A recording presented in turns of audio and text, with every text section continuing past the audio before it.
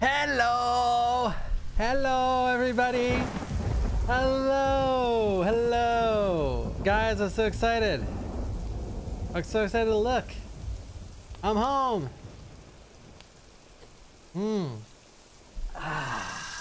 What a weird customer. Thank you, Mattbert, for the membership. The memberships are pouring in.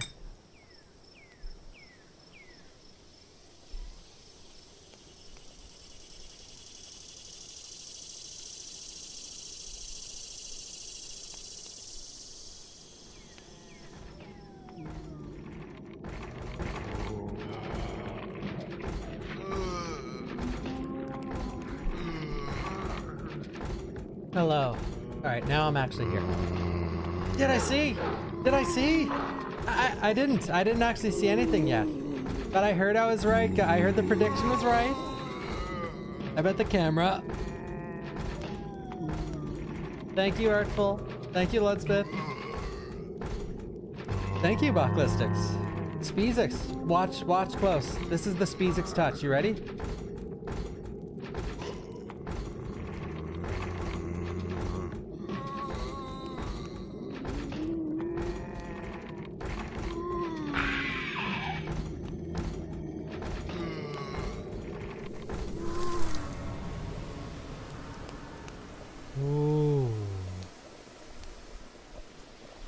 Speezix is a transition master. You guys ready for this next one?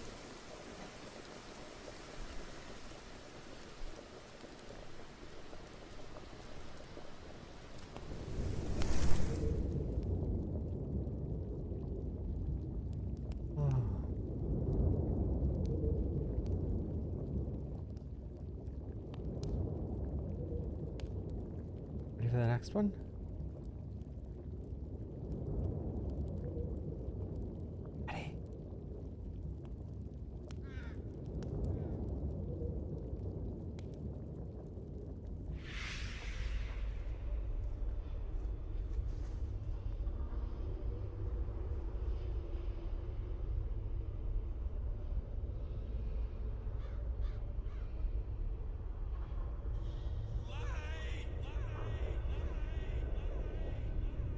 Grosso e grasso. Yeah, dude. Grosso e grasso. Grosso e grasso. Grosso e grasso. Grosso e grasso. Grosso e grasso.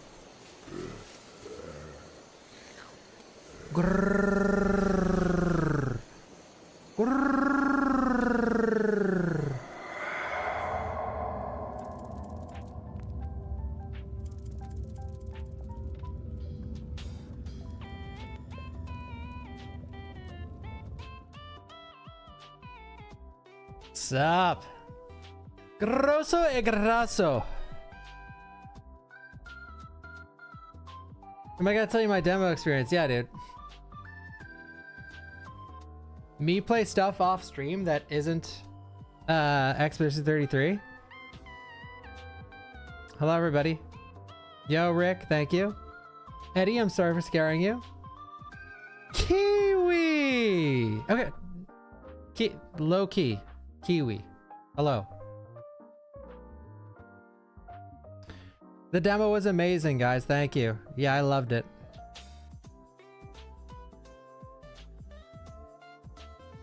I got my blood taken.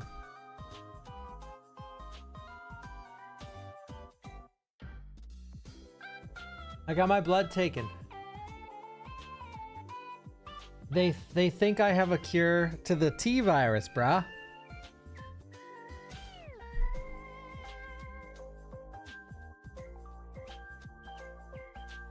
Thank you, Barnacle. I was giving blood to myself.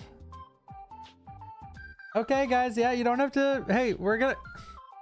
Hey, cool it with telling me what I'm gonna base the stream off of in about 10 minutes, okay? I know, okay. Cool, guys, alright.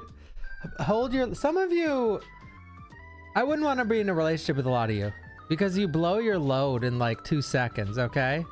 Edge a little. Edge a little. Jesus Christ, dude. Edge a little, man. Oh my God. Where's the foreplay? Like, Jesus. Like, I know there's a lot of gay men here, and there doesn't need to be any foreplay because you can get it over with during a commercial. But come on, dude.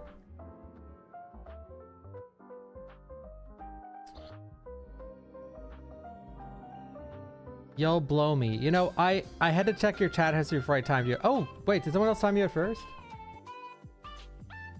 Oh. I checked that person's chat history that said I'll blow you before I was gonna time them out, and they only said one other thing ever. So I had to do it. You know, that's your second message. Second time chatter. Rat with the $25 says, your streams have kept me going through work lately. Thank you. I appreciate it. Jesus, that scared me. Thank you, Eddie Bingo. Thank you. The 5 gifted. Let's go. Thank you. Thank you. Thank you.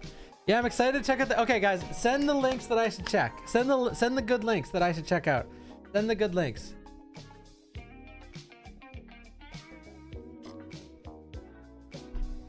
No, nothing is wrong with me. I'm not taking this off yet. Okay, Star Jaden has sent one.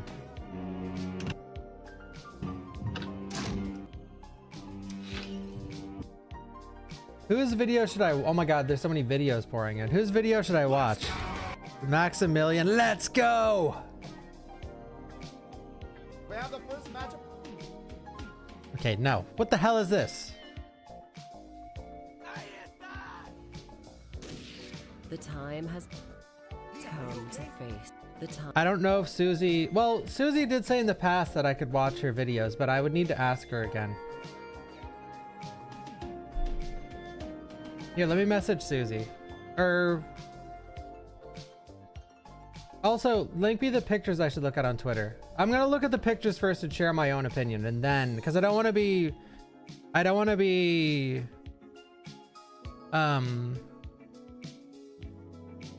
Yo, I need a Twitter link, fellas. I need a Twitter link. I'm going to Twitter. Does Max care if people react to his shit?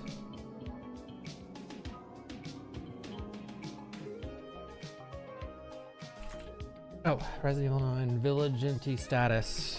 Is this the good stuff? Yeah, this is the good shit, apparently. Keep linking, guys. Where do people see that it can be fixed, or it could be first person and third person? I'm clicking your links, but YouTube. Oh my God. Motherfucker for a burger, you motherfucker gave me a goddamn lily pad. God damn.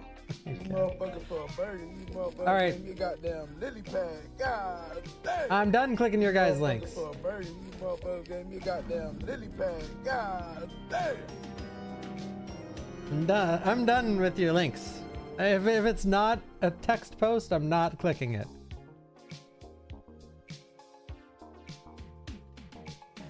Motherfucker, I mean, motherfucker burger gave me goddamn lily pad. God damn. All right, here we go. I see. Okay, I got enough shit up now. Wait, my computer's why is my computer like actually? There is something wrong with my computer. There has to be. Motherfucker gave me a burger. I asked for a goddamn lily pad.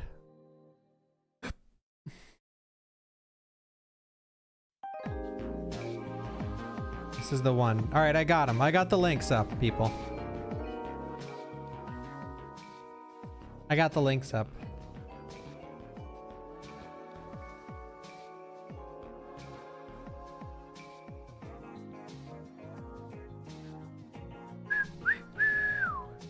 Thank you, Bellini. Thank you, Lemon Grease, Dr. Sidewinder. Thank you, Ace Pilot. Brady Kruger with the 5. Thank you. Thank you, thank you, thank you, thank you, thank you. And thank you, Dizzy. Thank you, Hates. I will check this. I'm going to get a 5090. I'm not even joking. Guys, if there's a new RE, I'm getting a new computer. I'm getting a new computer entirely. Fuck it. Make this track slower, please. That's not a bad idea. No, it sounds like shit. Wait. I don't know, James Sunderland lands. I can't read the future, guys. I can't read the future. Have I played the new Deltarune chapters? Okay, we gotta look at this info. This is your idea of a perfect Sunday? Yes. Nestling in the sweet embrace. One sec, I'm watching an ad.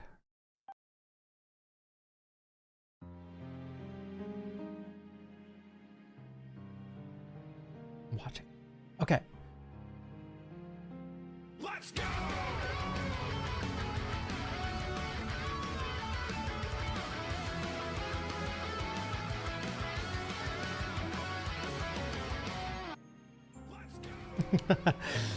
I'm just kidding. Maybe we'll watch Susie's video, and I have Max's up too. Okay. One sec. But I'm not gonna watch a video first. I just want to look at this stuff myself. Thank you, Rated R Riri. Thank you. And thank you, Mr. Viper. Holy shit, guys. Thank you. Thank you. Thank you, thank you, thank you, thank you, thank you.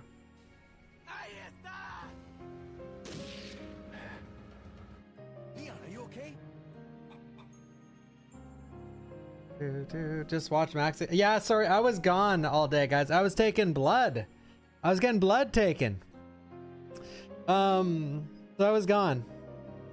I was giving back to the needy myself. Thank you, Mr. Foot. Thank you, Mr. Viper, as well. Thank you. Yeah, so I was actually just at the dentist, and then my dentist was like, man blood. And then I said, what are you doing? And he started taking my blood and sucking on my veins. And I said, thank you, but I gotta go. Man blood.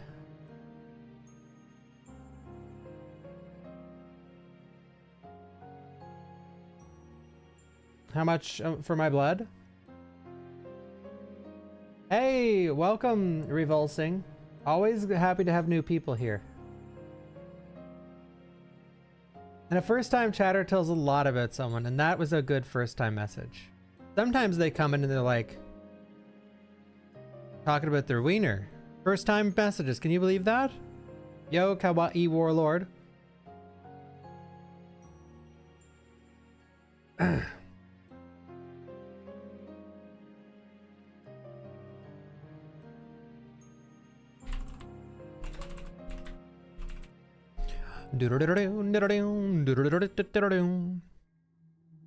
All right,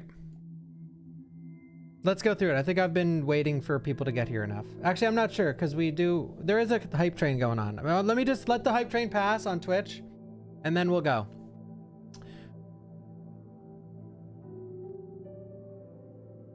Yes, I don't have that on my screen right now, but I heard that you could play first or third person. And we were speculating that yesterday. We were like, oh man, what if you can do third or first person? Like, what if you could pick both? And apparently you can. That's pretty cool. Like, apparently the whole game you could pick one or the other. Yo, Starlight Rose. Thank you, PBJ Sandwich. Thank you for the prime. Thank you. Second person being so forgotten. Yeah. And then there's a recommended perspective mode. That's real. Bro, that's how it's done right there. That's how it's done. Recommended perspective mode. Bro, wait, real. So the game, you press start and it's like you can pick first, third, or recommended. Am I getting that correct? Because one of the major problems, so it's the same director as Resident Evil 7. And one of the major problems with Resident Evil 7 was, okay, can anyone guess? It's not the first person. Anyone guess? It's the fact that you can't change the FOV. Like, first person is fine for some people, but as soon as you I mean, there's a lot of problems with it, but in terms of the camera, a lot of people couldn't play it because the director of the game was like, This is the FOV, and it's staying this way. Yes, you could change it with a mod, yeah. Or you can alter it like insanely slightly. I'm pretty sure you can't change it, right? Regardless, if you can change it, which I'm pretty sure you can't. Sorry, I'm getting gaslit by chat. Someone said you could change it. All right, you know what?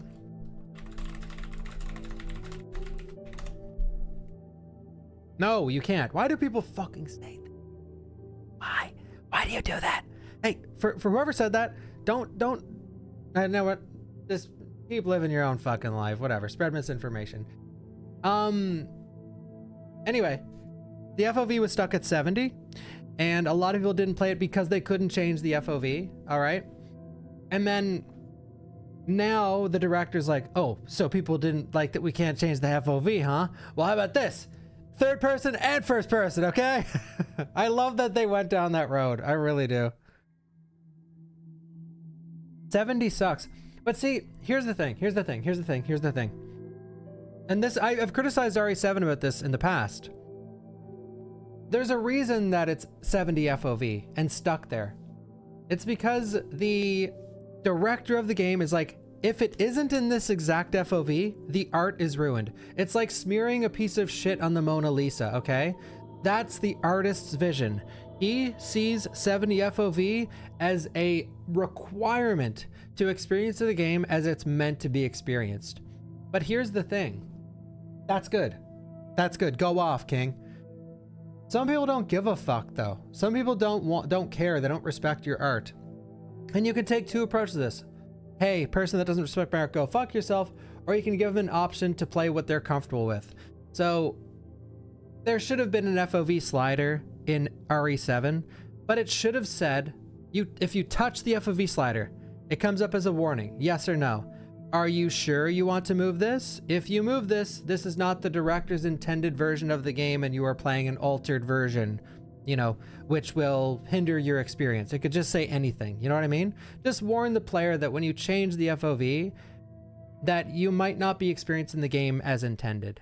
So for those players, like let's say they put it up to 120 and they complain that it wasn't scary. Well, you could counter their complaint by being like, did you play in 70 FOV? Oh, you didn't? Well, that's why you didn't find it scary. You didn't play it as it was intended. You didn't experience the product as it was made to be experienced. Therefore, you didn't get an authentic version of that product. But here's the thing about that. Here's the nuance to what I just said. 50% of the world don't give a fuck. Okay? They're like, oh no, you're wrong. I put it on 120 and the experience sucked ass. Well, you didn't play it in 70. Go fuck yourself. 70 sucks. I played in 120. So they don't care. And what I like to see about this, that they are letting you play in third and first person, apparently, that's amazing. I think the more options for games, the better. It's a slippery slope, like difficulty in a Souls game, you know, stuff like that. But in general, especially when it comes to an FPS, man, you guys do not know, or some of you might, but when a game is shown with a new IP, or Resident Evil is a great example, and you see its FPS, you want to know one of the most common comments? I'm not playing this shit anymore. Because some people can't handle first person. They can't handle it at all. And it's not, and it's something that shouldn't be shunned, or you shouldn't blame the player. It's that you move the camera as a person and you experience sickness. You get sick and you can't enjoy the game. And the only way some people on this planet will understand that is if they get motion sickness later on in their life, or something happens to their eyes and they play their favorite game and they're getting sick playing it. And then you'll understand. You'll be like, oh, fuck. Wait, I get it now. Shit. There should be an FOV slider, and or I should be able to play in third person. So going with both options is great because FPS cuts your audience down a lot. That doesn't mean FPS games can't be the highest selling games of all time, but it does mean that some of your audience is going to be cut. And, you know, it's in a similar vein, like having spiders in your game cuts out like spider-foot, whatever, arachnophobes, whatever you call them. All right, let's look at these.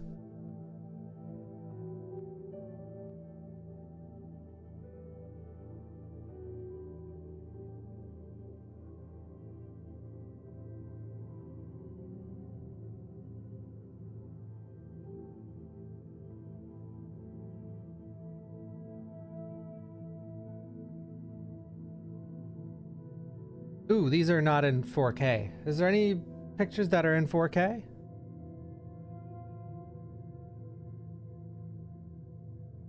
Where's my 4K? Thank you, Laud. Thank you, God Davis. I seen... One sec.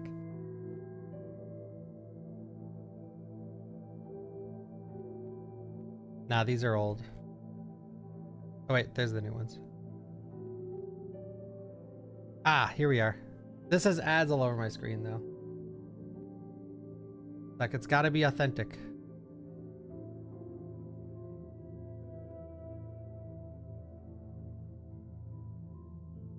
This is better. Wait. This is better. This looks, dude, you could tell, even though it's a little blurry, man, the graphics are gonna be insane. The lighting's gonna be crazy in this game. Oh my god. This shot alone is absolutely gorgeous. It's insane. Like, this shot alone, dude, this chick's gonna be cosplayed to oblivion, and I can't wait. You can tell how amazing this looks, even though it's really dumbed down for the picture. But we saw all of this? What are you talking about? No, we absolutely... These are brand new, dude. These are brand new. You guys may have seen them like an hour ago. I haven't been home, man. I haven't been home. This is sick. Oh my god. I know it's nothing and I'm a fanboy, but holy moly.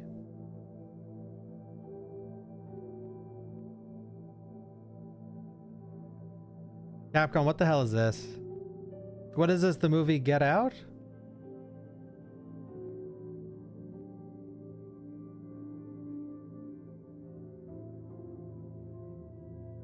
Cuck chair? This looks like a place to get therapy, but also where you're gonna get operated on. Keys are back. Oh my god, it's the angel key for the angel key door. Oh my god. Oh my god. Look at that. Look at that. Look at that. The coded keys are back. Let's go. Let's go. Armor key for the armor key door, anyone? We are so back. We are so back. We are so back. Art by Matilda Harris. So this looks first person. Ooh, there better be yellow paint all over this house. What the hell is this place? Like this looks like a normal place that was renovated to take care of sick people. Like maybe in a place outside of the outskirts of Raccoon City. I don't know. I mean, it does look like a hospital, yeah. Well, okay, you know, it's got all the right assets of a hospital, but it looks like a makeshift hospital. Like these cots look like they're in the middle of a living room.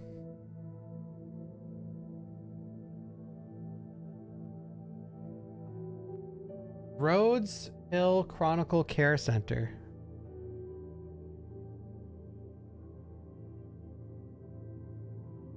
Dude. Anyway, exploring a hospital in any... I love hospitals, man. They're like one of my favorite places to explore in a horror game. Love the hospital in every Silent Hill game. Hospitals are so fun to explore. I love them. That's where the sickness is. IRL, they suck? Hey, you're telling me. No, it wasn't at a hospital. Okay, so this is where the girl comes down from the ceiling. Red door.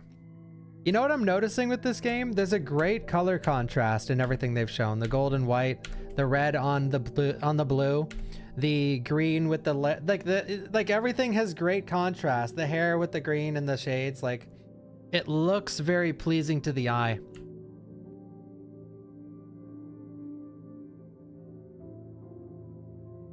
Which that chops up to an extreme attention to detail with the graphics, and I love attention to detail when it comes to visual presentation of a product.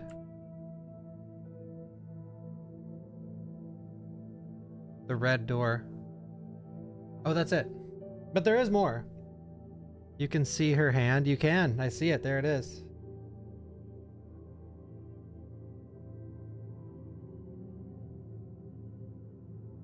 Looks like no Leon gameplay. So this is just to piggyback off leaks, that every leak says that there's Leon gameplay. And I know what's gonna go on right now because it's already happening in my comments on my VODs channel and on my TikTok and everything else. Oh, accept the fact that you don't play as Leon. Guys, let me make this quite clear, because I think a lot of people got me twisted. I don't fucking care. I'm happy. If you play as Grace the whole game, fuck yeah, dude. She looks cool as hell. I like her personality. I like what she looks like. I like her outfit, both of them that we've seen. I'm fine. I don't give a fuck if we play as Leon or Chris or Jill. I don't care, man. I mean, I care. I would like to play as a classic character, but all I want for the Resident Evil franchise is good games. I want a fun, good game that people love. Okay? Now, with that being said, I think that this is why I'm thinking this. During the Summer Games Fest, the marketing strategy for this game during that show was weird. No one predicted, well, some of us predicted what was happening, but not a lot of people predicted what was going on. Like, no one's seen the second and the third trailer, the old red herring, the bait and switch, you know? Well, some people knew what was going on, if I may. But regardless, it is clear, okay? Marketing team spans out through the whole game, so it's the same marketing team. So the people that decided these trailers at Summer Games Fest is probably the same marketing team that's deciding what happens with the rest of the game, okay? Leon, the longer they don't show Leon, the louder the community is gonna get about, we're going back to Raccoon City, no Jill, no Leon, no stars, no nothing. Like, wait, and then boom, all that shit piles up, all that shit piles up. Like, people going crazy, rage bait after rage bait after rage bait, and then months go by. Boom, you see the shadow, you see this shadow of someone on a wall with longish hair, you know, and cool pose with a gun to their side. They're marketing the game in this sense. So I could see that that's what's going on. Maybe you play as Grace the whole game. Maybe you do. Maybe you do. Or maybe they're just doing genius marketing where they're getting people to talk more and more and more and more and more about how this is missing. Oh, give us this, give us that. And then bada bing, bada boom, they release a trailer that's like, here's Ada, here's Leon, oh, you're talking to fucking Barry on the radio, Sheva's here, you know, and then, oh my God, the internet goes fucking crazy, you know, and then you have, you were wrong, you were right, oh my God, like, you have people blowing up, so it explodes the internet. They know how to break the internet, guys. Look at Lady Dimitrescu, okay? The Resident Evil marketing team is typically pretty good. So, and on top of that, I'm gonna reckon, with all that being said, that's my prediction for the marketing for this game. With all that being said, I think that they have to release a demo like RE7. RE7's demo was like the best. RE7's demo, if you weren't around during this time, guys, you missed out on some content. People were basing their channels off of the RE7 demo, dude. People had hundreds of hours in the RE7 demo. The dummy finger, man. Yeah, the dummy. What do we do with the dummy finger? And then you figure out, and then people were like, oh my God, I shot this random painting in the head 3 times and heard this sound happen in another room. Like, I played the demo and there was a ghost in the hallway, dude. Like, the demo was insane. It was like, RE7 demo will go down in history as one of the best demos ever made. Now, sure. Now, let's not get it twisted. The RE7 demo was just basically, they were like, oh, you guys didn't make PT? Well, yoink. we're gonna turn PT into our demo for RE7. And then when the actual game comes out, the demo for RE7 will have nothing to do with the actual, or like 1% to do with the actual game. So I think that's in their best interest, because the demo for RE7, and that was a different time, guys. That was a different time as well, because The hype for Resident Evil when that demo came out was very low. People were done with this franchise. You might know what I mean, but I wasn't a Resident Evil primary streamer at that time. I did speedrun a little bit, but regardless, our most recent game was Rev 2, and a lot of people didn't buy it because it was episodic and it was side characters and Claire looked butchered, sorta. Anyway, there's a lot of factors to why Rev 2 didn't do super well. And then there's RE6, which that's why people jumped off the Resident Evil train. They're like, this sucks, dude. I'm done with Resident Evil. So 7 had to bring back the faith in the franchise, and that demo did so well even when the morale was on the floor. Thank you, HDA Deathly. Thank you for the 10 gifted subs. Let's go, let's go. Thank you so much for the insane generosity. And thank you, Captain Cash Up. Nice to see you. Thank you, John. And thank you, Throndor, for the tier 2 as well. And Umbrella Corps. Yes, all these things brought the reputation of the franchise. And not only the franchise, but Capcom was also really lacking at that time too.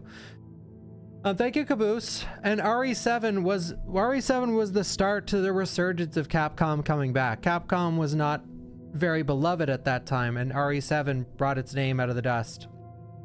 I digress, though. I think a genius play is going to be a good demo. A good demo that may or may not have anything to do with the actual game, but just a good, memorable demo with some very puzzling content. That's what this game needs, and I think that's what it'll get. Resident Evil has like the RE4 remake demo, dude. That demo was fucking sick, and the Mad Chainsaw mode, all that. Thank you, Equal Rights, Lefts, and Uppercuts for the 2 months. Yeah, I will probably play the Tormented Souls 2 demo down the road. Yeah, people were talking about who would buy Capcom. Yeah, I remember that. Actually. I forgot about that. Yeah, Street Fighter 5 and Marvel Ultimate or whatever it was. People weren't very happy with Capcom. Yeah, and then they made the RE engine as well. Yeah, those were dark times.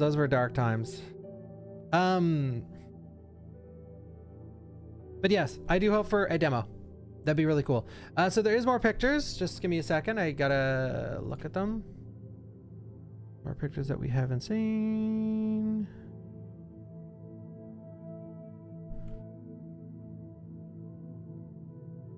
I don't see anywhere where there's like actual pictures, like every picture is in one place. Here's some we haven't seen. The Village Maiden demo I thought was lacking. That one, I don't think they tried very hard on that one. But, or like, I liked it. Don't get me wrong. I liked the Maiden demo. But it definitely didn't hold a candle to RE7's demo. Thank you, Yinor Nexus. Thank you. This is the new Resident Evil waifu, guys. Man, the graphics are gonna be so nice. I'm so glad 1440p is in. Yeah, Solar, I wonder what happened to her. And then we have the last picture. So okay. Guys, what is this? I am shocked that people are saying this is Lisa Trevor.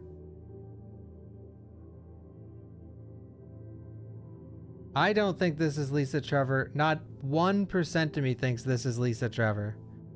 Leon. Not one. Okay, let me actually complete my thought. This is just an enemy, I think. This is just either a boss or an enemy. It looks like a boss because he's huge. But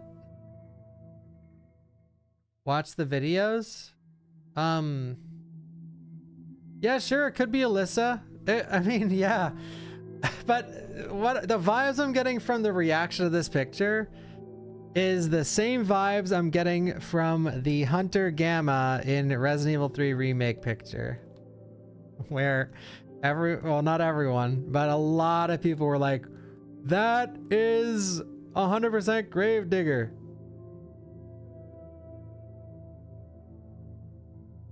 Who knows? Maybe Lisa's not the only one that got experimented on in that way. What was used on Lisa again? I can't remember. Yeah, and this creature is enormous.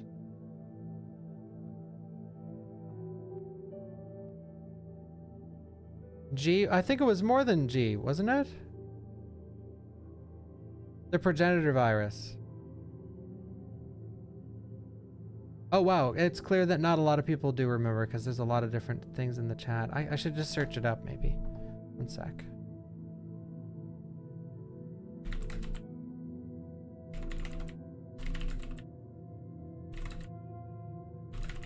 Whoa. Type A, B. Oh, type A and B strains of the progenitor virus. Yes, okay. I see. This injection resulted in the fusion of her body with the virus, granting her superhuman strength and durability, though at a cost of her mental state and well-being. Additionally, she was later subjected to experiments involving the nemesis parasite, which led to the development of the G virus. Oh, yes. Yes. It's been a while since I did a lore playthrough. And there's a lot of random lore in Resident Evil. I mean, maybe she's not the only one that went through these processes.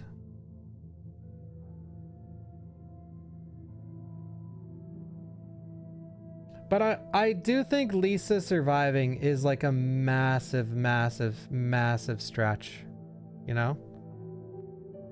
Like the Lisa Trevor, the one that jumped down this unending crevice and then an entire mansion fell on her. I don't know. And where did she even jump to? Like, do we know what's down there? Lisa Trevor confirmed. I'm not clicking that link.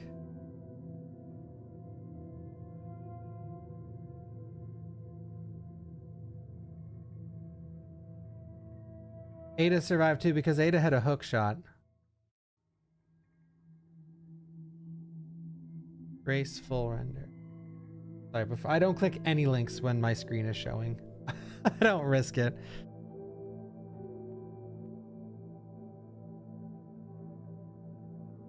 I love Grace's outfit in like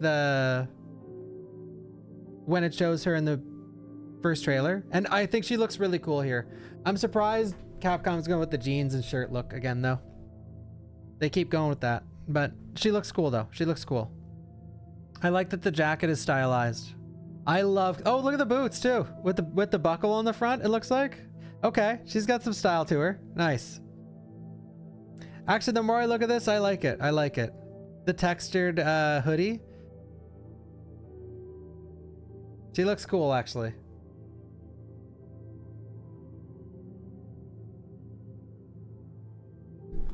Can I zoom?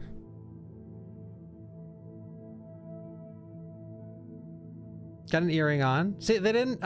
Okay, they didn't overdo it. She's got a she's like the outfit's like a little busy. But then the simple like stud earring, I like this. I like this outfit. Capcom is so good at outfit design a lot of the time. The boots are getting me. they're like pointy elf boots on. They're not elf boots, but they got the point to them with the buckle too. The buckle.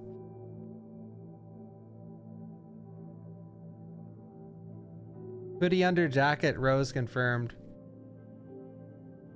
What if she's friends with Rose? You know, part of me wonders, man. Part of me wonders. What if she is friends with Rose? I mean, she probably, what if her and Rose are besties? That's exactly what I was just thinking, Jack. She probably knows Rose. Like, you'd think when it comes to the FBI, Rose is probably like #1, like she's like famous, you know? Grace, Rose, and Sherry would all be friends. Bro, if they go down that route, I'm gonna shit my pants, dude. That's like dream scenario. If they had RE6 this game, I'll be happy. Like if they bust out just fucking everyone, like yeah, her two best friends are Rose and Sherry. Oh my god, man, that'd be so sick. That's not gonna happen. Rose is still a child. Yeah, did they confirm the year Shadows of Rose happens in?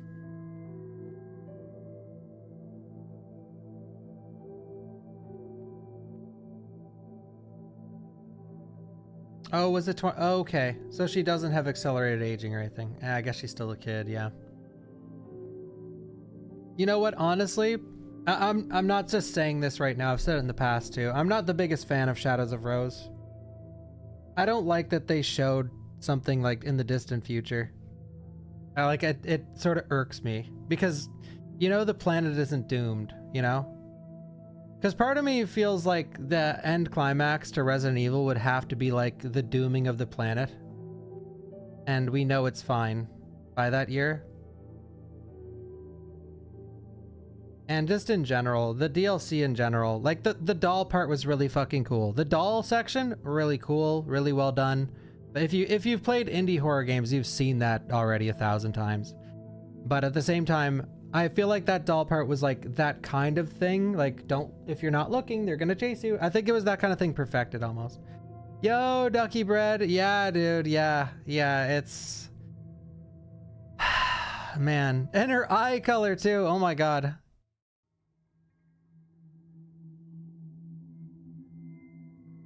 I hope you're doing well, Ducky.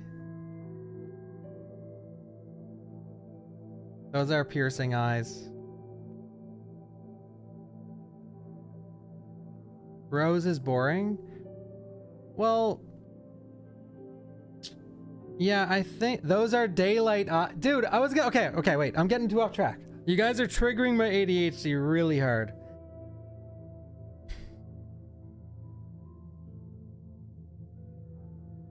Those eyes don't exist in real life, do they? Without contacts, obviously. You can't get that color. I mean, maybe there's some anomaly out there that has them. Is this a normal color? They do? Okay, when you guys say they do you mean like 10% of people or do you mean like 0.001% of people? That's should have been my question.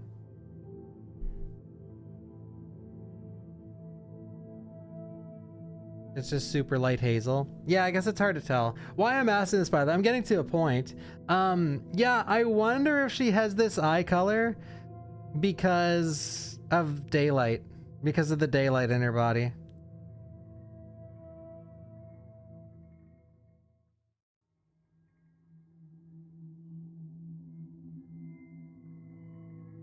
I'm theory. Oh yeah, you can find me theory crafting at the club. Pocket full of chub, man.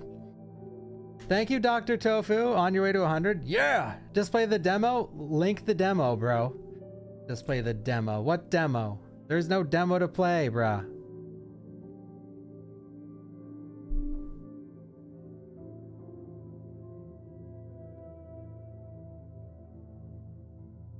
In Spain, they're so common.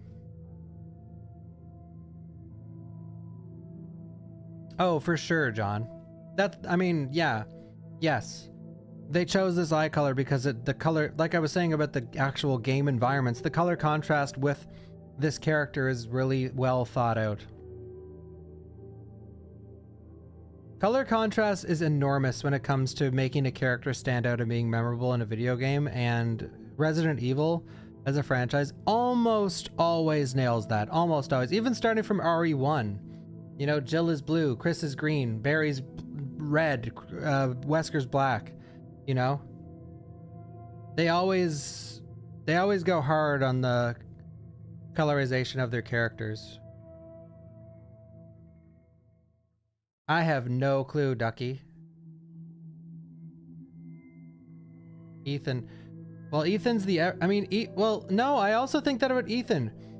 Ethan, it looks basic because they want him... They want a normal... I mean, they said this. This is not me. This is how the devs intended. They wanted Ethan to just feel like an everyman. They wanted your average gamer to play as Ethan and be like, oh, wow, I feel like Ethan. He's so like me. He's just like this, just like anyone can see themselves in Ethan's shoes. Oh, my marriage is rough. This sucks.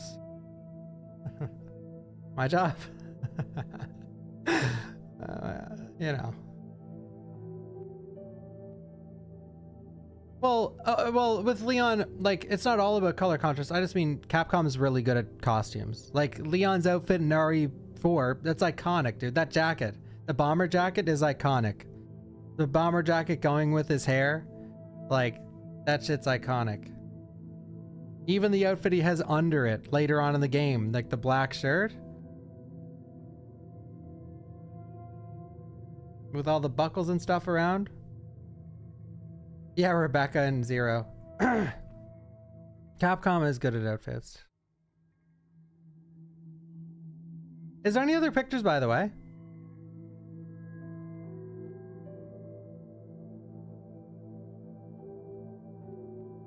Well, Billy in RE0, like Billy is so basic. Billy is so basic in RE0. He's just like a normal hot dude with a slick haircut and a wife beater on, or whatever you call them nowadays. I don't know what you actually call them nowadays. And then jeans. But he has that sick ass tattoo, dude. And the singular handcuff. The singular handcuff. That handcuff is huge, man. That handcuff, that does him. Like, that is what sets him apart. He has that fucking handcuff on the whole game.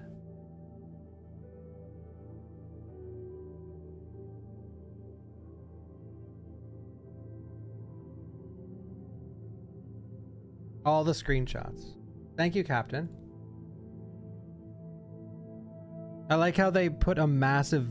Oh, wait, it's not massive. Oh, I didn't see this one.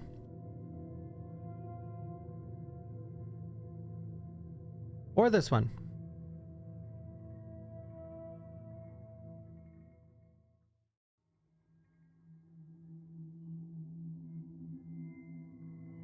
Well, this thing is clearly stalking you. If that's its head, it looks like the enemy we were looking at earlier. I didn't watch any videos. I've only been streaming, well, I guess I've been live for an hour, but...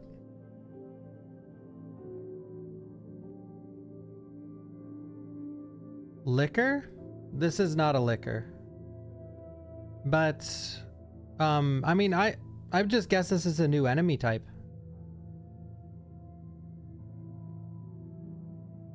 Let me think.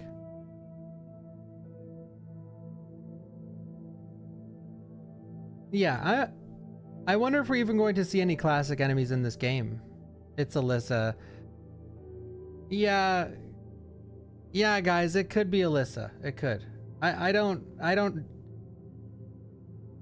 Alyssa's in the game for a reason. They're gonna do something with her. I don't know what it is. I mean, I think when it comes to Alyssa, they're going to implement the daylight antibodies in her system that are now in Grace's system as well.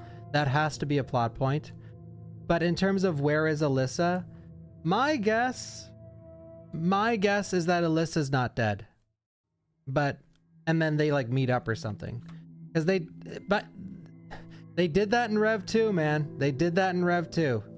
They did the whole like, oh, she's dead, and then you almost literally seen her die. You almost seen her die. And by the way, if you're spoilers, bro, if you're sitting in an RE9 theory crafting chat and you're worried about spoilers, you are delusional. But in Rev 2, yeah, they basically showed Moira die. And then the whole game is like, yeah, Moira's dead, Moira's dead, Moira's dead, Moira's dead, Moira's dead. Yep. And now you're playing as Moira and you die as Moira. Just kidding. She survived, bro, and she's stronger than ever, man. She saved herself at the last millisecond, bro. Like, come on. Isn't this the same dev of Revelations? Like, not a bone in my body thinks Alyssa's dead. I think he only did Revelations 1, not 2, but... I mean, Revelations 1 also had those plot twists too. Revelations 1's like last 30 minutes is just like, oh, got him, got him, got him, got him. Story's actually not about anything that we just talked about.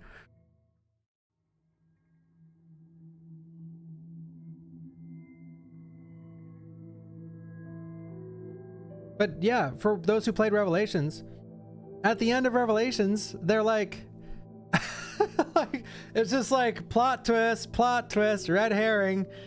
Like, okay.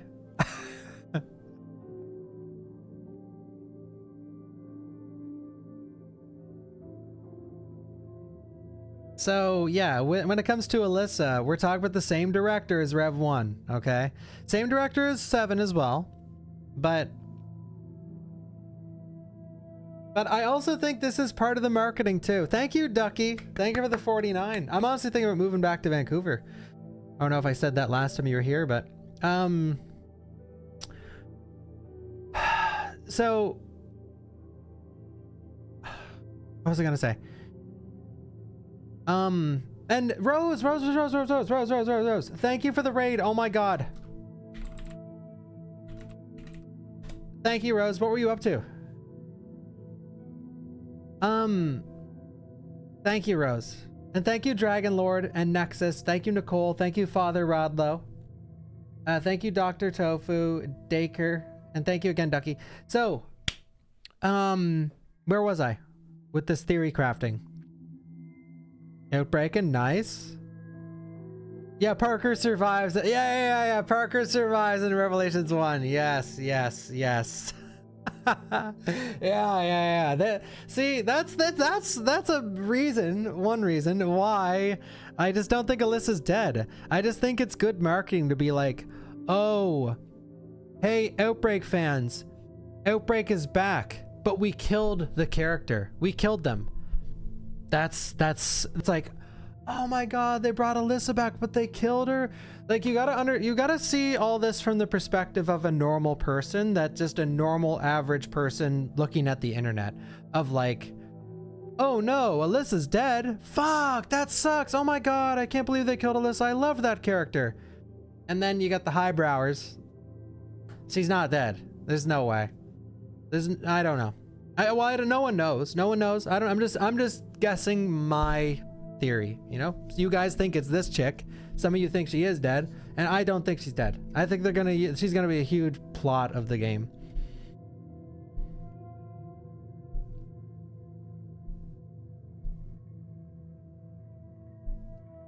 And you know, now that I'm thinking about it even deeper, it shows her on, like, it's sort of making Grace out to be like a PTSD riddled crazy person, almost. So I truly wonder if, like, if she was there for Alyssa's death and doesn't understand everything that went down. You know what's in my head right now? Angel of Darkness, Tomb Raider, Angel of Darkness, where it's like Von Croy gets killed and then she's like, wait, did I kill him? Or is she even dead? Or is he even dead right now? You don't really know what happens, but you know, it's like Von Croy is dead. Or is he? You know what I mean? Thank you, Keeping Life, for the $5. I think Alyssa will be the monster stalking you. Perhaps she went to investigate raccoons due to the mysterious disease and was claimed by it. Possibly. Thank you, Anomaly, for the $1.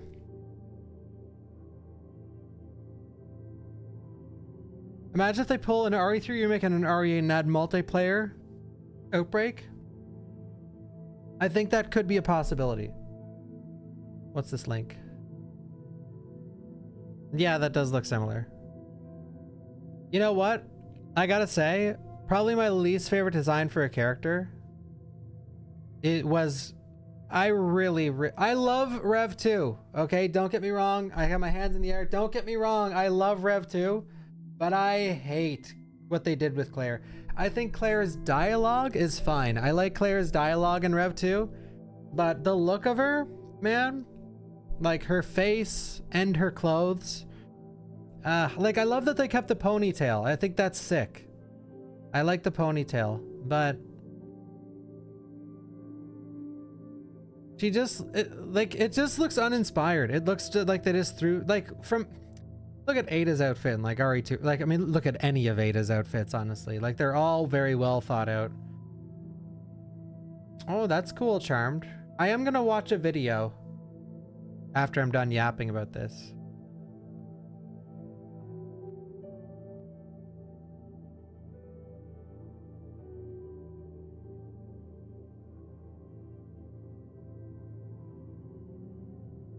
It's not Claire that a splash of pink. That's sort of how I see it. They just abandoned everything that Claire was before this. And by the way, I'm not saying this like if you're thinking to yourself, well, you should hate Grace's outfit too. I think Grace's outfit, not only is it like way cooler, Like the extra buckles and pockets and creases everywhere with the textured hoodie on. I like that way more. And the boots with the buckle and the pointed toe. I like that a lot too. The thing about Claire is Claire like was cool in 2, looked cool in CVX, and had a theme going on with the jacket. And then they just gave her whatever the hell that is.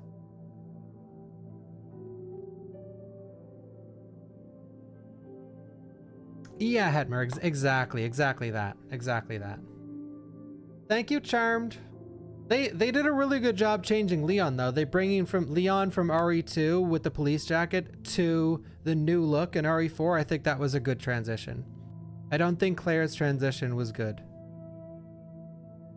I mean, we know it's not good because Leon's look was iconic, and I'm sure a lot of you looking at Claire when I showed this picture were like, what? She looks like that? I couldn't remember. When you can't remember what a character looks like, that's probably not a... Bro, I think I need a new picture for this one.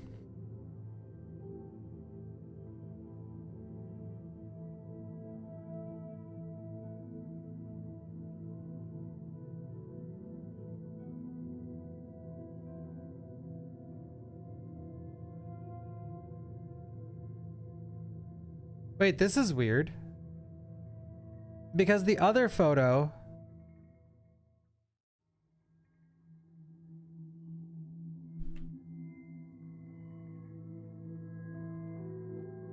Where is it?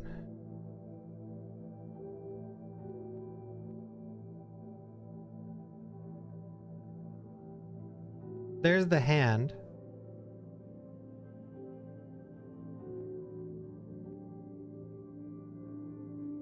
This picture. And this is on the other side.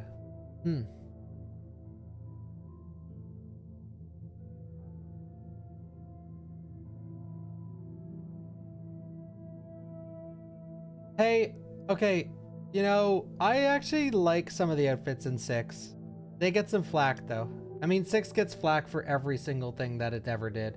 Thank you, Charmed, for the Prime. Thank you, Fix. Yeah, okay, when I seen this, I was like, bro. So someone earlier, I don't know what this is based on, but someone earlier in the chat was like, oh, there's a recommended camera setting. I see the hole. Yeah, that's why I'm talking about this, the hole in the ceiling, because the other picture, sorry, I have like so many pictures up. In the other picture, you could see that the hole, like you could see that we're on the other side of that hole on the ceiling with the hand coming out. Okay? And on this one, see the horse statue behind her? Now we're standing on this side. Yeah, maybe if you go with recommended camera setting, it throws in some fixed camera. By the way, you want to know a game that was over the shoulder and threw in fixed camera angles that's semi-modern?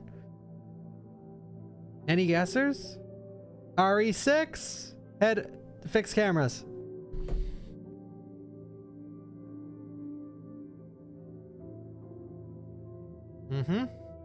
RE6 had quite a few fixed camera angles.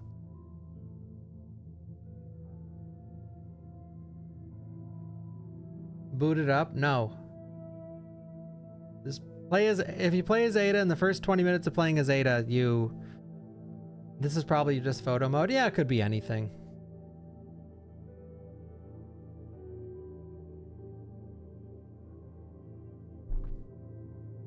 The fixed camera spots sucked for RE6. I mean, yeah, when I was playing RE6 and they busted up the fixed camera, I was like, here's the thing about fixed camera. When it comes back in modern games, I think to myself, wow, this is cool.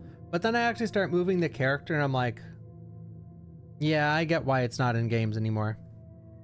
I think if the whole game is fixed camera, it's great. And you know what, guys? Yes, early games, like some of the fixed camera angles in RE0 and RE1 Remake are extremely good. I think there is great moments in games to have fixed camera. If this game has, I think this game will have some fixed camera, maybe, but it's hard to say. Like we don't know enough, but I would love just in like 3 sections of the game, you walk in this kitchen and it's pouring rain outside and there's this window and there's a bunch of details in the kitchen. You walk by the window, it's a fixed camera angle from outside looking in. And it happens like, you know, for a couple footsteps. And then if you go back, it doesn't happen again. You know, it's just there for your first playthrough. It happens one time and it's cool and memorable. I think that in modern games is where you want to throw in fixed camera. This is just my opinion. And I hope not. Man, can you imagine playing 9 and there's a single fixed camera angle, just even one during gameplay?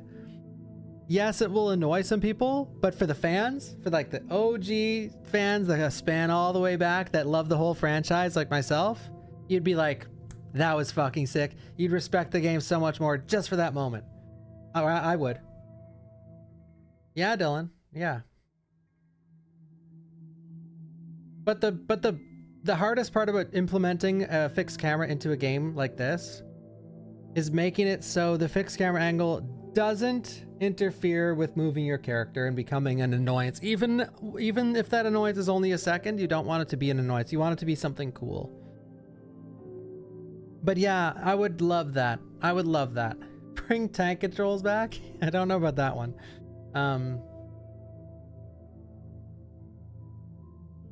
You know, even if they threw it in some cutscenes where she's walking and the cameras were just completely fixed and then changing, and I think that's probably now that I'm putting some brain cells into it, I think that's probably the more likely scenario, where maybe some cutscenes will have like, she'll walk into a room and it'll be like I said, the camera will be outside the window looking in with the pouring rain, all that jazz. She walks by, then it changes to another fixed camera. You know? I think even that would be cool.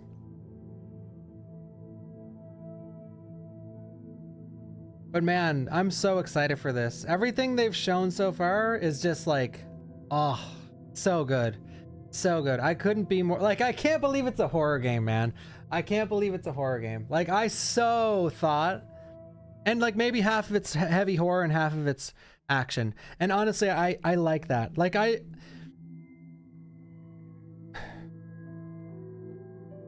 there's so much talk about this game being ambitious. I truly wonder at the end of the day if half of it's going to be like straight scary horror. Sorry, I'm having so many thoughts at the same time. One of the hardest parts of a horror game is keeping it scary from start to finish without it feeling boring. I think Alien Isolation is one of the best horror games ever made. I think it's an S-tier horror game, one of the best ever made, but I also think that it overstays its welcome for like minimum 4 hours. Maximum like 6 to 8 hours. I think it overstays its welcome. By the time you're halfway through Alien Isolation, the alien showing up is annoying. It's not scary for me anymore. And anyway, what I'm getting at is when you're speaking about the ambition of this game, oh my god, I can so see this happening. I can so see this happening because like, even in the interview with the director, he was like, fans are gonna love this game. I wonder if it's gonna be a straight horror game for half of the game, and then right when it stops being scary, and you're like, it's like right when the boat section would appear in RE7, like where it just, like it sort of falls off a bit, boom, you switch to Leon or another character, or you keep playing as her, whatever, don't care. The vibe changes. And now, all of a sudden, it's like a little more amped up. It's a little more closer to RE4. You might not be kicking things in the face that go flying through 50 boxes, but you're gonna get some better guns, and you're gonna get some more enemies, and then you're not gonna be playing it for the horror anymore. You're gonna be playing it for the fun of the action. And I know some people are like, no way, dude. But that's the ultimate Resident Evil game, in my opinion, where people find this so hard to comprehend. But look at it from my perspective. I love 0, 1, 2, 3, Code Veronica, 4, 5, 6, all the remakes except 3, 7, and Village, okay? And half of those are straight horror games, and half of those are action games. The best Resident Evil game is a survival horror action, okay? Where horror is the main focus, but there's also really fun action moments. And if this game can do that, if this game can be scary as fuck, like PT scary, or like hours and hours, like 4, 5, 6 hours PT scary, and then another 4, 5, 6 hours of insanely fun, like action sequences that aren't too over the top, you know? Like I think RE4 village segment and the castle segment captures that, like, still slightly scary. If you're a kid, especially, if you're an adult, bro, if you're even getting scared at anything, come on. Where if you're like 12, 13, 14 years old, you shouldn't be playing the game, but I digress. You know, it's still slightly scary, but fun as hell. I think Dead Space nails that, where Dead Space is scary. Dead Space is a scary game, but when you're fighting, it's also very fun.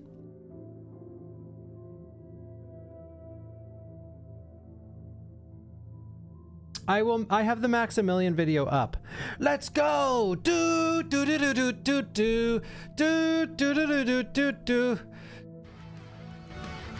Let's go! Okay, I got it. I'm ready. Let's go! Let's go!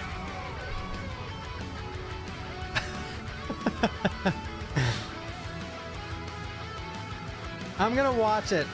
You guys are gonna have to wait for me to finish it. Is he okay with people watching his videos? You know what? I don't care if he is, because if he DMCA takedowns my video, then he'll finally know I exist, even though I've met him before. But I met him when I averaged like 10 viewers, so he was like, "Get the fuck out of my face, you puny loser streamer." I said, "Max, I love..." No, he never said. He was actually like crazy chill. He was really cool. But I talked to him for a good like 10 minutes. It was basically me like praising him, but while he stood there and he's like, "Yeah, I'm a Chad." And I'm like, holy shit, dude. I'm a dude. All right. I'll watch this video. You guys keep... I'm done with my ranting. Let's watch this video. I have bad pacing issues. All right.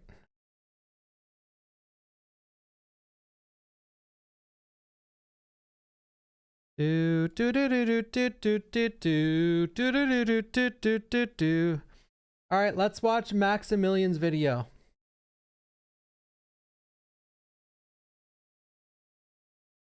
Hi Maximilian, please don't be angry. I'm so sorry I'm reacting to your video. I really hope you don't hate me. You know, I love your content and I watch you all the time. And if you have a Fantasy Star Online shirt on, oh. Okay, never mind. He's got a Fantasy Star Online shirt on, bro. Holy shit, dude. That's sick. Max here. So we're back from Summer Games Fest, and today is the official day. There is no longer an embargo on something. By the way, if you guys don't know who this is, he's like the... Okay, how some of you guys see me with Resident Evil, like the cornerstone of Resident Evil. I don't think that about myself. I'm just... This is what some people think of me. He's the fighting game guy. Everything fighting games is him. Things that we like. If there's a new fighting game announcement, everyone rushes to his stream.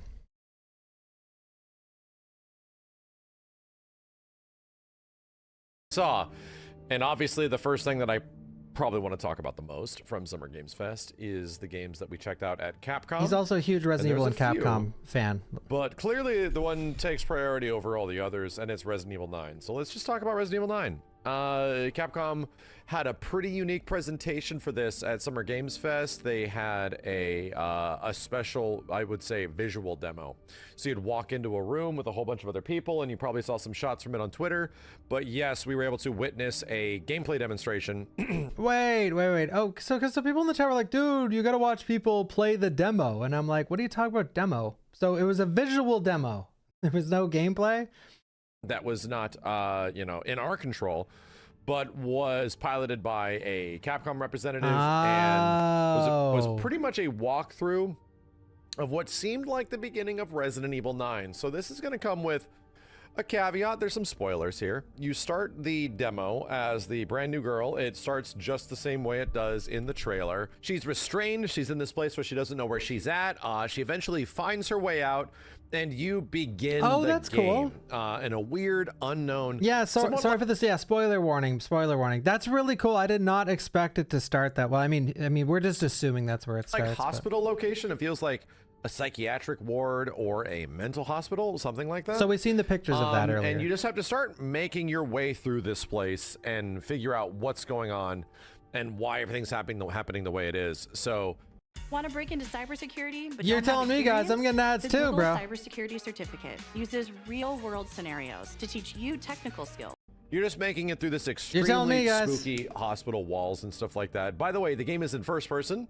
Yes, you're walking around very similar to the beginning of like a Resident Evil 7 or Resident Evil 8 without many resources. There's no gun. There's nothing like that. The more you start walking around, you find like empty bottles and you're like, oh, I have empty bottles. That acts like almost like a throwable. And you start picking up other small things, items along the lines of like fuses and screwdrivers and, you know, basic tools that sort of fill out the early portions of RE7 and RE8 that does have that kind of stuff. So yeah, as you start making your way through this hospital with a bunch of Evil Within. creepy I little mean, Village.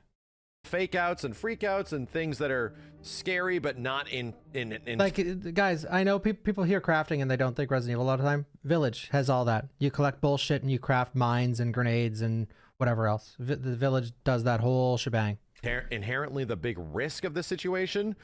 The big risk happens because you find a dead body and they are obviously zombified, and this absolutely horrible, grotesque, like 9 to 10 foot tall weeping creature grabs the zombie corpse and starts eating it, and it's like all up your grill and right in your face, and it's massive.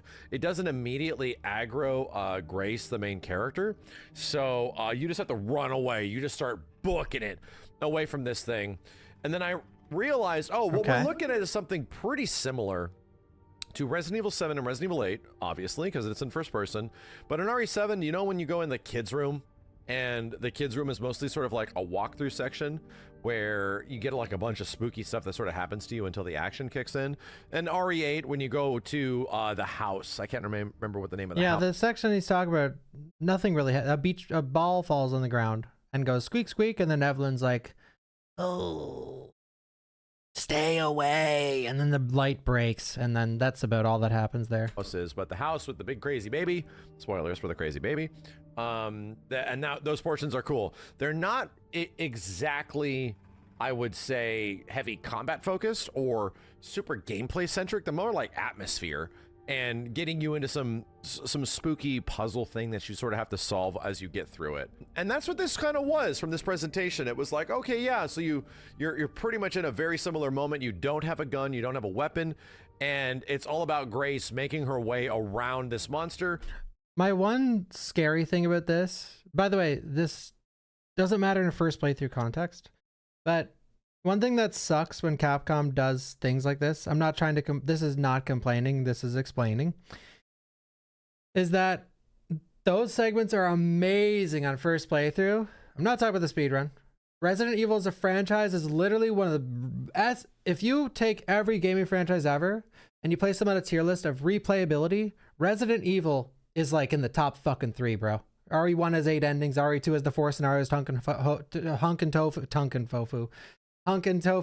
RE3 is the most random game of all time. Okay.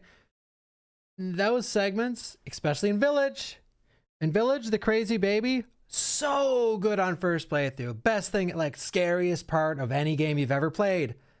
Second playthrough, oh, it's the baby again. Third playthrough, fourth, fifth, sixth, get it over with, bro. There's some cuts in the action that take place during this demo, but a lot of freaky moments where this monster is sort of roaming around Mr. X style from Resident Evil 2 Remake, and you kind of have to like get the hell out of there or make it down a certain hallway. That's cool. By the way, there's always a pursuer in Resident Evil. There's always a pursuer, almost always. Nemesis, Mr. X, the big cheese in RE4. RE5 has many different random enemies. RE6 has Ustanok 7 with Jack and Marguerite, and then Village with Lady Dimitrescu. Get the hell out of there. My impressions from this are that, yeah, it's very obviously opposite to the, adjacent to the stuff you see in Resident Evil 7 and 8 and those specific sequences. There was no gun, and there was no direct, like, I would say, gameplay engagement mechanics when we're watching this demonstration. But it is visually crazy. Like, I would argue this demonstration. But it is visually crazy. This looks like the mental ward. Like, I mean, this is a forward shot of the screenshot we seen earlier, but higher up. But also, I gotta say, that outfit is Hunnigan's. But I'm not saying it's Hunnigan, but I'm just thinking that right now. Crazy. That looks like Hunnigan. Like, I would argue, looks as good, if not like probably one of the best looking Capcom games I think we've seen so far. So visually, it's just ridiculously striking, man. There's not a lot to say beyond that. She eventually like escapes and you make your way out in a very similar fashion to like Resident Evil 2, Leon or Claire crawling under that grate and barely making it away. It pretty much ends with you escaping the monster, finding the items that solve the puzzle of how to get out of there. And that's about it. So, you know, with that being said, I thought it was very impressive, but at the end of that presentation, I saw myself sort of like wondering what RE9 was going to be like and if it was going to be drastically different than previous Resident Evils. And at the end of that, I'm like, oh, so this is pretty much this, you know, like it's sort of an introductory sequence. I'm going to say it's 99% the beginning of the game because they are teaching you like the most basic things, like, you know, this heals you or that you go over here and you can use that, use this item here, like that basic kind of stuff. And I do believe that there's going to be a lot more to the game, but we'll talk about that in 1 second. Because this is all we see. I have both videos. The I'll watch demonstration both. concludes. There's no more teasers, but the Capcom developers do say that there is a lot more that is in store for the game that they are pretty much waiting to show, and things that will be available at a later date at Gamescom or Lots of words and saying nothing. Bro, that's also my stream. whatnot. There will be more reveals as we get closer to the game's release that's happening in 2026. But that's not the end of the story. So, like I said, my impressions were pretty good, but I kind of wanted to see combat and how things were going to work differently.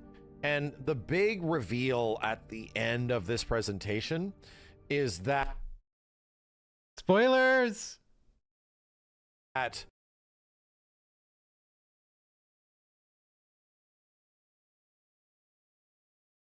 Shut the fuck... God, guys, shut the I'm gonna time you fuckers out. Hey, let me give you a little tip. If I have another streamer or content creator on the screen, you want to be banned or you want to be timed out? Shit talk. What the fuck do you think is going to happen? You absolute buffoons.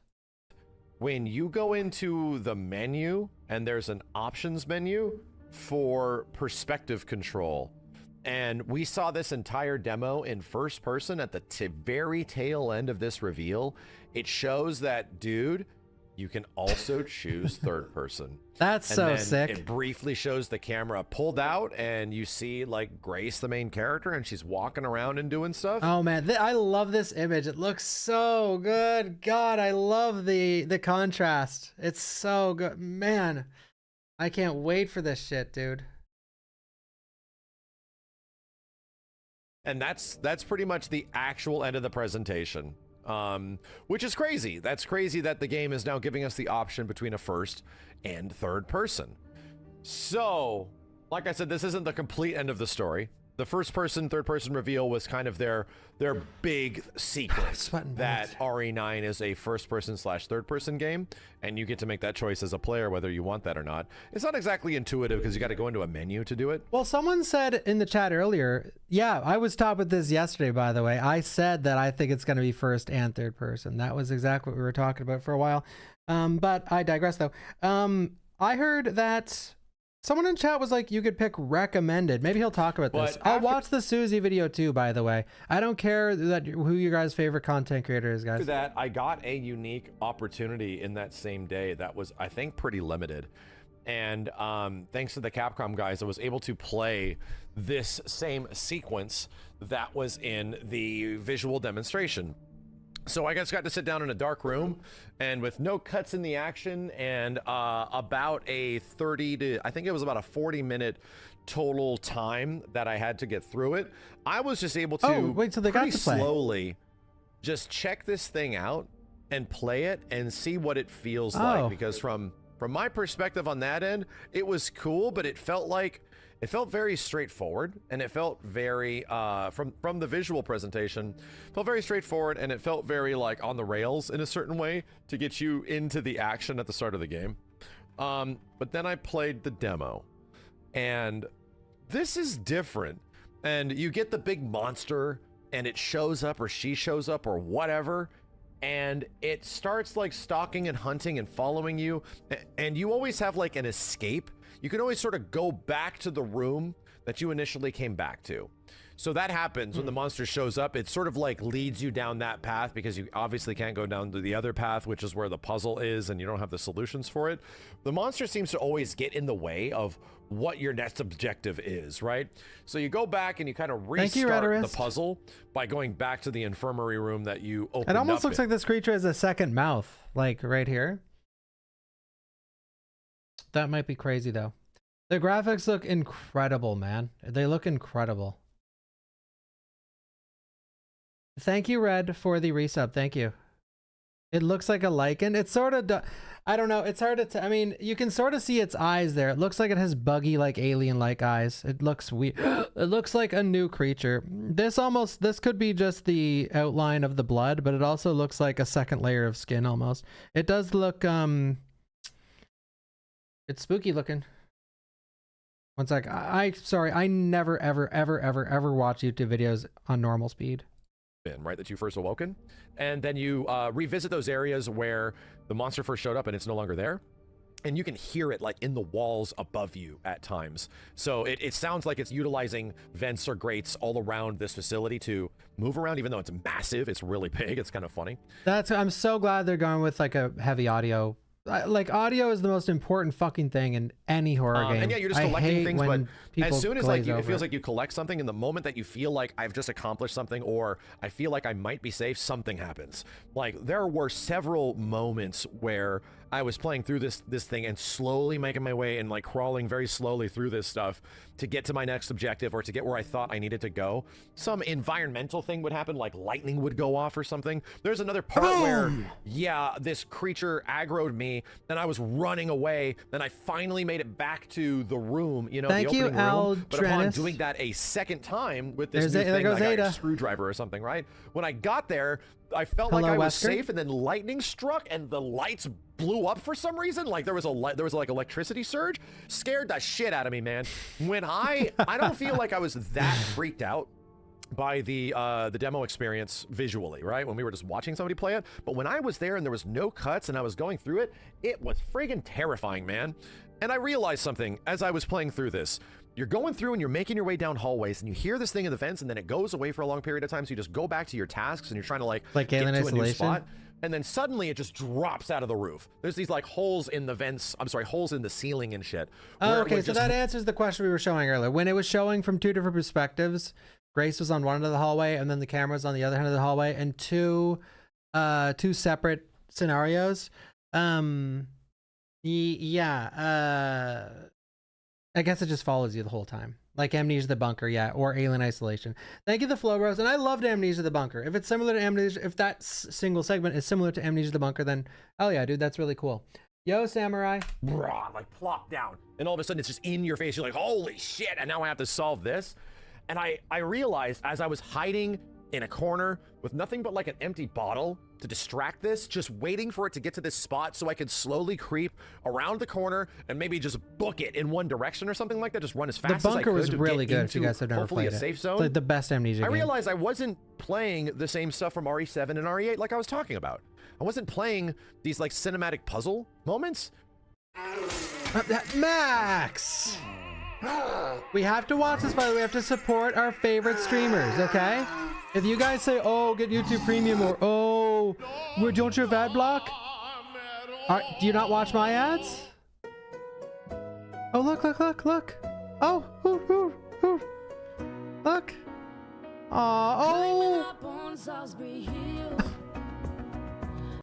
Dude, I'm playing Alien Isolation. Like, straight up, this was not anything like I played in RE before. Then I really realized it when this thing was like dropping out of the walls. I'm gonna clear something up. Part of that sentence scares me, that this is like Alien Isolation. At the same time, though, as I've discussed 1,000 times, and I've got into 1,000 times about RE9, I just assume the game is going to be so massive in scope that like this is a single segment of a many segmented game. And then it started hunting me. and then it felt like it was like sentient of where I was, and it would get a little bit closer and start inching towards me, and like not exactly picking up on where I am, but I would be like super still, and I'm like, I've been here before, man. This is so Alien Isolation, it's nuts.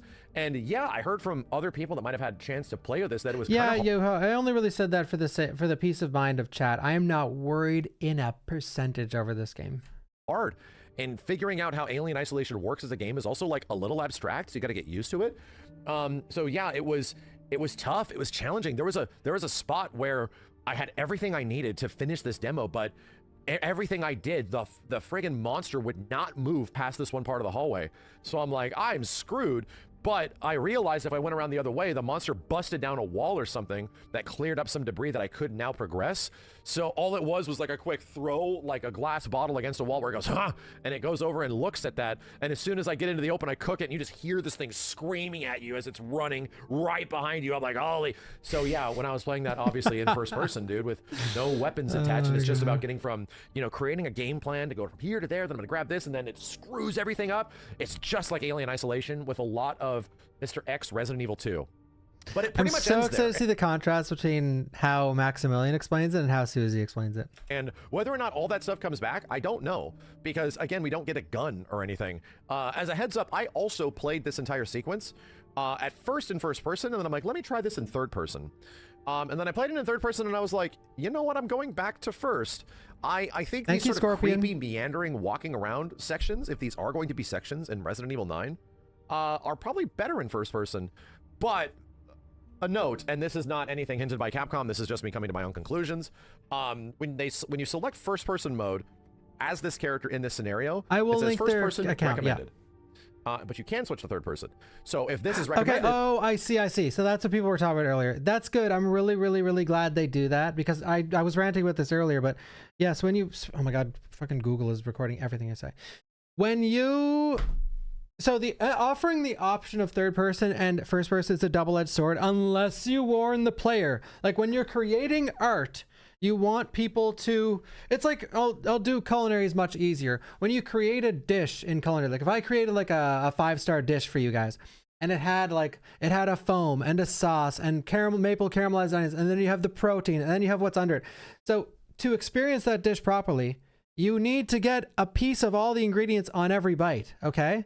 If you move everything aside and you're eating the potatoes by themselves, you're eating the pork tenderloin by itself, you're like literally eating the maple caramelized onions like in one spoonful, and then they're gone from the dish.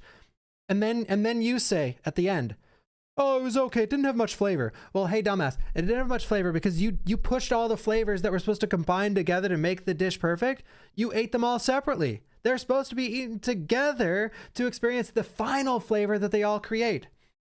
When you switch in your video game away from the artist's vision, you're not experiencing it as it was intended. So you're not getting the full experience. You're getting your customized experience, okay?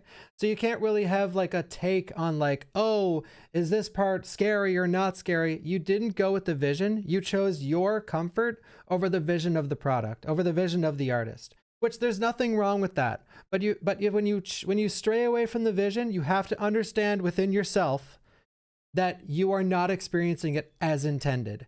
So whatever opinion you have is sort of almost invalidated because you didn't experience it the way it was intended. And you might be saying, well, they should have made it for both third person and first. They should be equal. Impossible, bro. You are delusional if you think that. Like, you know what I mean? Then there's going to be one that's third person recommended, right? Just throwing it out that there's going to be other sequences in the game that are likely recommended for the other one. Yes, exactly. Like think of playing RE4 Remake in first person in the village segment. Bruh, that would be shit. Like, but you chose first person because you like first person more. And you have that person that played through the village segment of RE4 Remake in first person, like, oh, dude, it's so stupid. You can't see all the, like, there's enemies hitting you from behind. You can't see them. Like, how am I supposed to parry stuff that's hitting me from off screen? It's like, that's because it said, we recommend you play third person. And then you chose first. You don't have a solid opinion on this topic because you chose comfort. That being said, there was no inclination of other characters. We've been theorizing since the trailer that we're going back to Raccoon City. Leon might show up at some place. Jill might show up at some place. Some of these classic characters that we know. And there was none of that. They don't believe you need to hear this. Whoa, I Wood? never post stuff like this, but I have Skip. to share. Pretty much this thing ends Should right talk at a of Wood. bridge Wood point is where it feels antimicrobial. like the main Thank you, Zero character is Connection. about to go to a new Third area, a recommended. new part, a new path, or a new gameplay sequence of some kind. This felt very introductory, and it felt like this could be what Grace does. What are you supposed to Grace cut could on, play a glass? game that is very similar to RE7 and potentially RE8, and maybe the first half. No, I'll give you a And spoiler. What we're supposed to cut on was whatever the fuck she was doing an ad for. possibly you play as another character in third person that is a little more action oriented. It's sounding a little RE6-ish, I get it, but I feel like Whoa, third whoa, whoa. person that in and potentially Excuse me? I need to it's rewind time. what Grace does. Grace could play a game that is very similar to RE7 and potentially RE8, and maybe the first half. And possibly you play as another character in third person that is a little more action oriented. It's sounding a little RE6-ish, I get it, but I feel like the tone of this is quite cool. While I wasn't feeling super He almost said exactly what I was saying like 10 minutes ago. great about RE9 from watching that, I'm like, this is a little too similar, you know, to the previous games. After playing it, my ass was put in a scenario trying to survive against that monster for a period of time and escape while not getting, you know, murdered by it. I didn't fast forward, I rewound. It's rewind time. It made me realize this is very Alien Isolation, especially since I have no weapons, and especially since I just have to sort of like solve puzzles of how do I get from here to there if the monster is doing this in between there. Like, what is the game plan? You know what I mean? That is all Alien Isolation is, almost throughout that entire experience that I had with it. Do I think the entire game is going to be this? No. I don't think all of RE9 is going to be an Alien Isolation like. That's what I was I saying. really don't. That doesn't make sense that there would be like a city, you know, potentially, especially one that they show in trailers and locations that they show in trailers, and you just sort of walk around and avoid one monster. There were no other creatures in this gameplay demo, this gameplay presentation. But yes, I do have like a theory that other characters will be there and they will have accompanying playstyles. The big bet theory is that, like, yeah, Grace sort of has RE7, RE8 spooky areas, while maybe a Leon has more action-oriented things where he's like fighting stuff a la RE4, and maybe potentially Jill could go back to destroyed Spencer Mansion or some shit. Oh, that thing really blew up. But, you know, something along those lines where she can have static camera. That would be amazing if there was something like that. We have like a little reference to all of the RE games that came before. That what he just said is my wish, and I think, well, not exactly static camera. I don't think they should do static camera. I think that they, like I said earlier, I think they should throw static camera in random spots of the game, not an entire sequence of fixed camera angle, but throwing them in the perfect moments would add so much. But there's no hints of that. There's nothing leaning in one direction or the next. It is just the one character, Grace, at the beginning of this, and that is about it. So that being said, I'm very much looking forward to more. My impressions were a lot better after playing it than it was just watching it, and that creature was hunting me, and I truly feel that creature is Lisa Trevor. I do. I think it might be Lisa. It sounds a lot like her. It has weird mannerisms and stuff like that that are almost Lisa Trevor-like. I'm going to throw out another big brain theory that we're back in Raccoon City. You pretty much knock Lisa Trevor off a huge, you know, chasm, and then she falls to the bottom, and you never see what happens to her in Resident Evil 1 Remake. And there's some crazy, almost fanfiction-y stuff that happens that might not be canon in Raccoon City, which, Resident Evil Operation Raccoon City, which I'm like, I don't think that's true because Claire gets shot in the face, you know, in the end of those games at times. I don't know if any of those are technically, like, really canon. It was truly terrifying. This thing was mega spooky as it was hunting me. So anyway, I looking forward don't to more. think that's Lisa, Can't wait but to see I what don't know. Gamescom offers. We're gonna get a hint or inclination of further gameplay developments beyond the thing that we saw, because it did feel pretty self-contained. It felt like almost a tutorial, but a pretty challenging one that is just going to sort of terrify you, like right at the beginning of the game. That's his theory. But again, most of these things are assumptions. All we have to go by is just that this demo is the way it is, and Grace is the main character right now, and we'll see how things develop and change over the next couple of months. Anyway, I'll be back with more as soon as possible. There were a couple of other games at Summer Games Fest that I got to check out, if not play. Okay. Including Onimusha and Pragmata. So if you guys want to learn more about that, I'll make separate videos thank you, for Uncle them YouTube, for as the I go 106, throughout sir. this day. Thank you. So stay tuned. Don't go anywhere. Subscribe if you like it, and we'll be back with more Summer Games impressions as soon as possible. My name is Max, and I'll see you next time. My name is Box.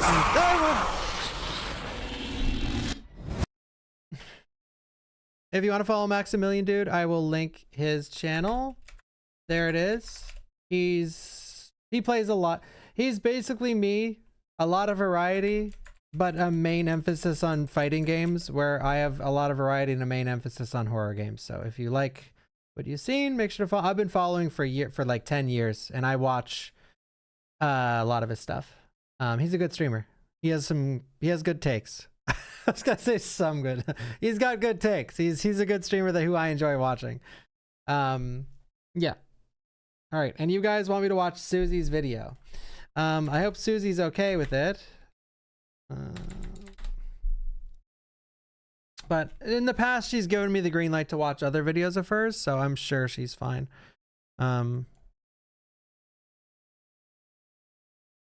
By the way, let me reinstate this again for watching now another streamer's video. When I show streamer on the screen, if you shit talk, I will ban you. It's as simple as that. Or you'll at least get timed out for the rest of the fucking day for being an absolute fucking chode muncher. All right, are we ready?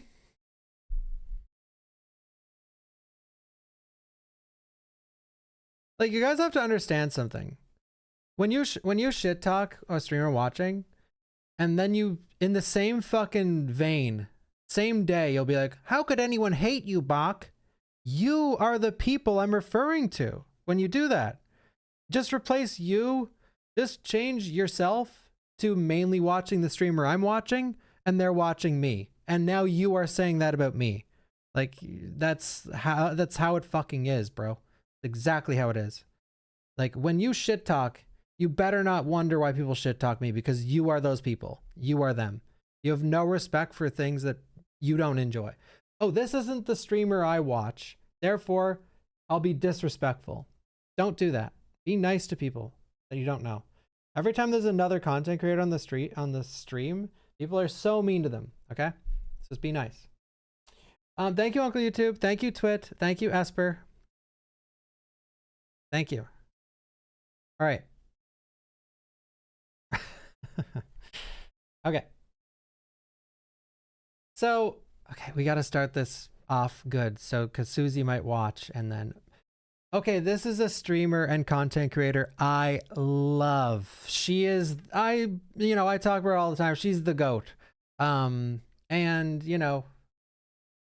I met her before. I've been to her house, actually. I've literally been there, and I got a tour of the collection and everything. We have a picture together on Instagram. It's on her Instagram. I don't know if I have the picture anymore.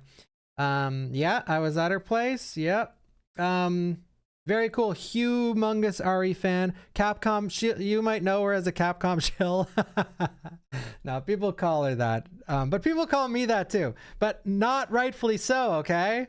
We're not Capcom shills. The time has come to face our past. We're mega Capcom shills, okay? The time has come to Thank you, Battery. Our past.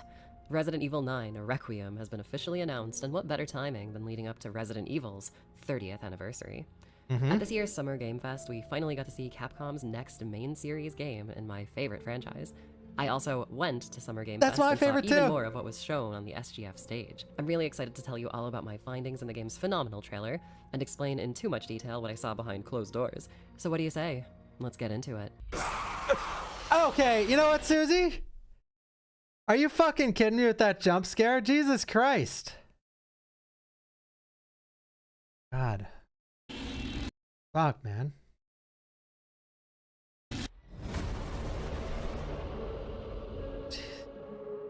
People love that scream. I fucking love that. Dude, this... Say, let's get into it. Jesus Christ. This is so sick. This is like... This is living in my head rent-free. This and this. This is so good. Like, those two screens, man. That's what I'm fucking talking about. That's what I'm fucking talking about, dude. How is the audio, by the way? Is it good? I swear if I watch back this stream Our trailer begins at the and I'm being smothered out by headquarters, of all places. An organization that has previously existed and was mentioned before. FBI's headquarters, of all places. An organization that has previously existed and was mentioned before in Resident Evil supplemental material, as well as the fax that is sent to Chris, found by Claire in the Susie. The original RE2. We see an all-new character, FBI Special Agent Nathan Dempsey, snapping a younger agent out of her work trance. Sit.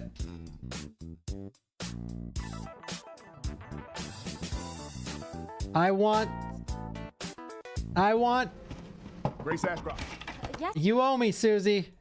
As an Outbreak superfan since the day it was released, I can't tell you how high I jumped out of my seat hearing the name Ashcroft in a brand new Resident Evil game. Me As too. Grace leaves her desk, we see it absolutely covered in documents. Me too. Except I didn't hear that name on my first watch. I didn't hear any name. Because I wasn't paying enough attention. Folders and ADHD is a blessing and a curse, dude. You either are hyper-focused or you're not focused at all. As Grace leaves her desk, we see it absolutely covered in documents, folders, and boxes filled with reports. Grace happens to be an FBI analyst, and if you're unaware, this role in the agency tends to stay in the office. Analysts will oftentimes work on multiple cases, in the hopes of finding trends and links between them. Before she was snapped out of her trance, she was working hard on a particular report. On her computer screen, we get to see that a development is being made, a pending investigation into 4 deaths where each victim was suspiciously infected with an unknown disease. I don't know about you, but that sounds an awful lot like the incidents around the Arclay Forest back in Raccoon City. Yeah. In Dempsey's office, we very quickly learn that Grace here is the daughter of the one and only Alyssa Ashcroft. Hell yeah! Bring it out the outbreak. From the Outbreak subseries. Worse yet, we learn that this girl's mother apparently died 8 years prior to this story. Dempsey orders Grace to check out the Remwood Hotel, the place where Alyssa... Okay, guys, it's on 1.25. This is how I watch videos, okay?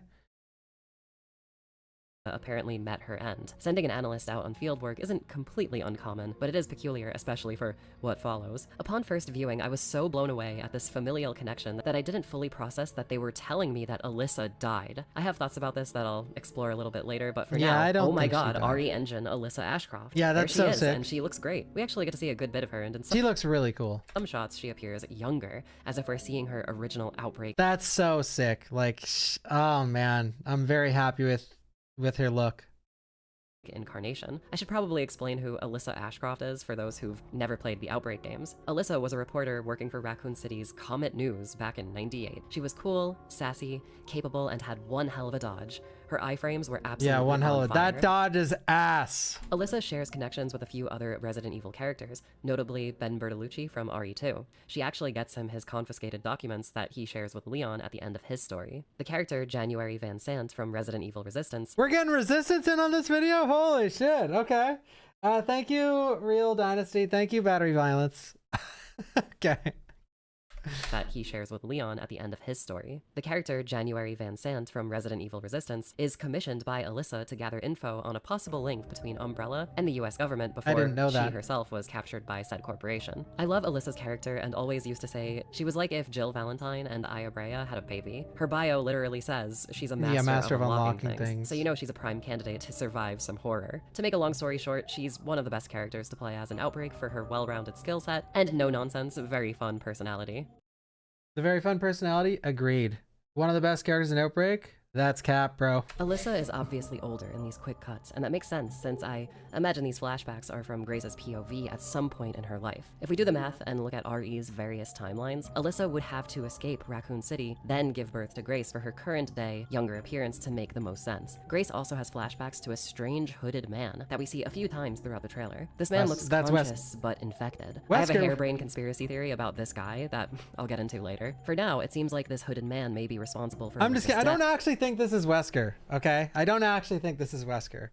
It could be anyone, and that's the thing. It could be Wesker, but it could be... The Leon theory is my least favorite. Leon, my ass, dude. Imagine if they imagine if they did that to Leon, of all people.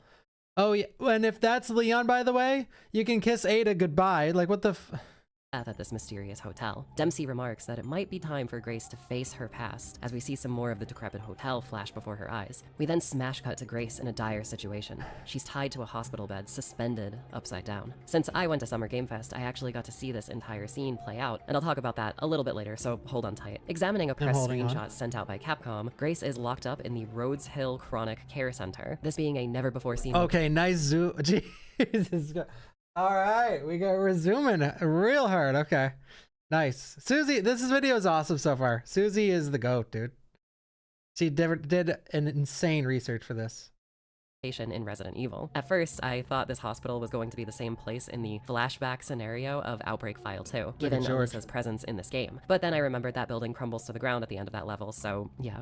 Next, we get a few interesting shots of what look like an old Gothic building that appears to be this very care center. We hear what I think is Alyssa telling Grace to stay close and that they're coming, likely referring to zombies or other horrors. There's also a shot of an overcast city street that I want to believe is Raccoon City, but more likely another place that Grace is investigating, since it doesn't have that sort of flashback filter over the footage. Inside of a Gothic building, likely the Remwood Hotel, we see a man facing away from us in a chair. An old phonograph sits on his right with a drape-covered window on his left. This interior and its atmosphere look and feel very next-gen, very ominous. His dialogue is most interesting, hearing him call Grace the special one that he's been looking for. I know now that you're the one that I've been searching for.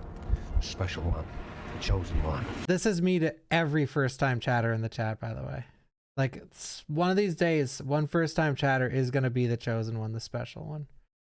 And I can't wait. Miss Ashcroft.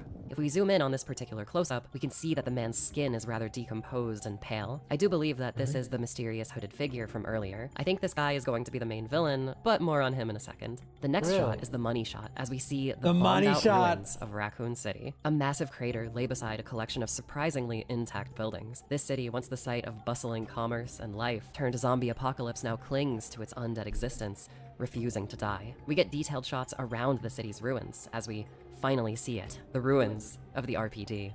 How to beat the heat if you're struggling to stay cool in hot, stuffy rooms without an air conditioner. This genius trick cools any room in 90 seconds for nearly zero cost, and it's taking Canada by storm.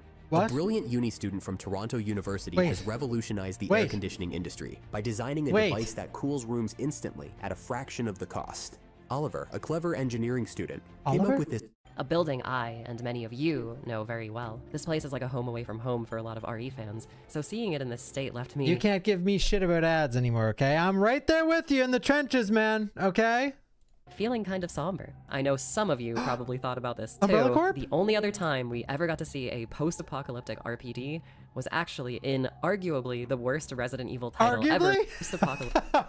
What's the argument? Reverse? Gaiden? RPD was actually in arguably the worst Resident Evil title ever made, Umbrella Corps. Ever made. In that game, yeah, let me hear that one again. Too, the only other time we ever got to see a post-apocalyptic RPD was actually in arguably the worst Resident Evil title ever made, Umbrella Corps. Though in that game, it wasn't as destroyed as it is here. There's a game idea that Capcom has seemingly always wanted to do, where the star characters of the franchise return to the ruins of Raccoon City and the Spencer Mansion. This idea, often referred to as Biohazard— I didn't think I'd ever see anyone else playing Umbrella Corp, man. Bringing me to tears over here. Thank you, Dan. When they put Umbrella Corp in their Resident Evil video, man.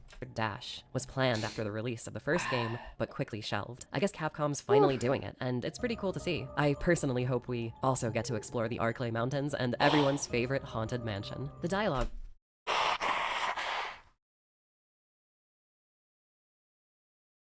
Exploring the Arklay Mountains? I didn't even think of that.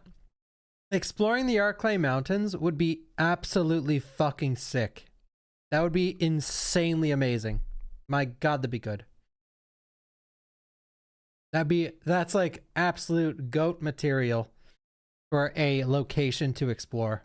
That would be absolutely— If this game is like you go to the Renwood Hotel, you go to the hospital, you go to the Renwood Hotel, then you go into the wreckage of Raccoon City, and then like all real time, and then you go up Arklay Mountains to the old abandoned RE1 mansion, and then you go to RE0's mansion, I'm gonna shit bricks. Over these shots especially caught my attention, so I want you guys to stick with me no matter how silly or fanfiction-y this might sound. The first line we hear is— Investigating all these strange deaths, huh?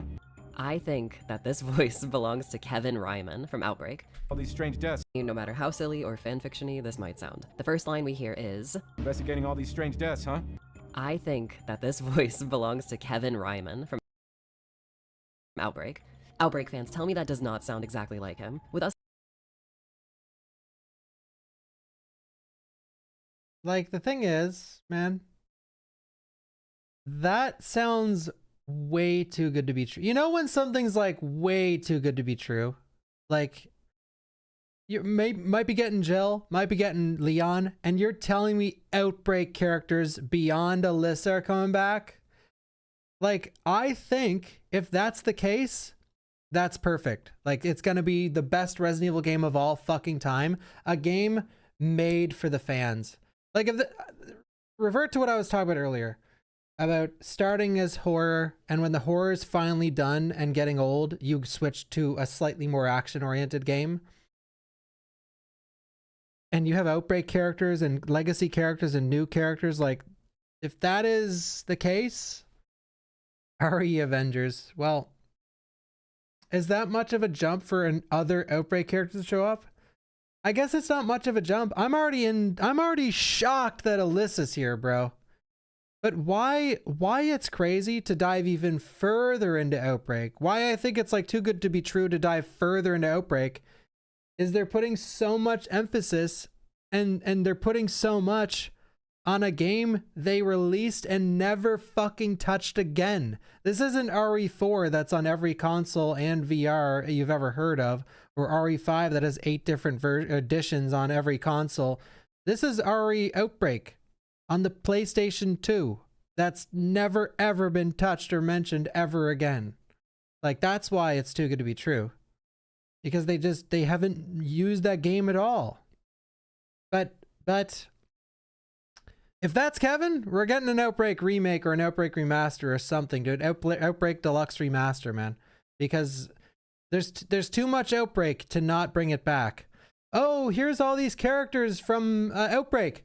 Oh, cool. We want to go whoa, Outbreak. That's awesome. We want to go play it. Well, dust off your PS2. Obviously, you can use emulator, but that's not what's intended. Us getting a literal out. And the last thing on earth I want Outbreak, like people that haven't played Outbreak, the last thing I want them to do is play Outbreak offline, bro.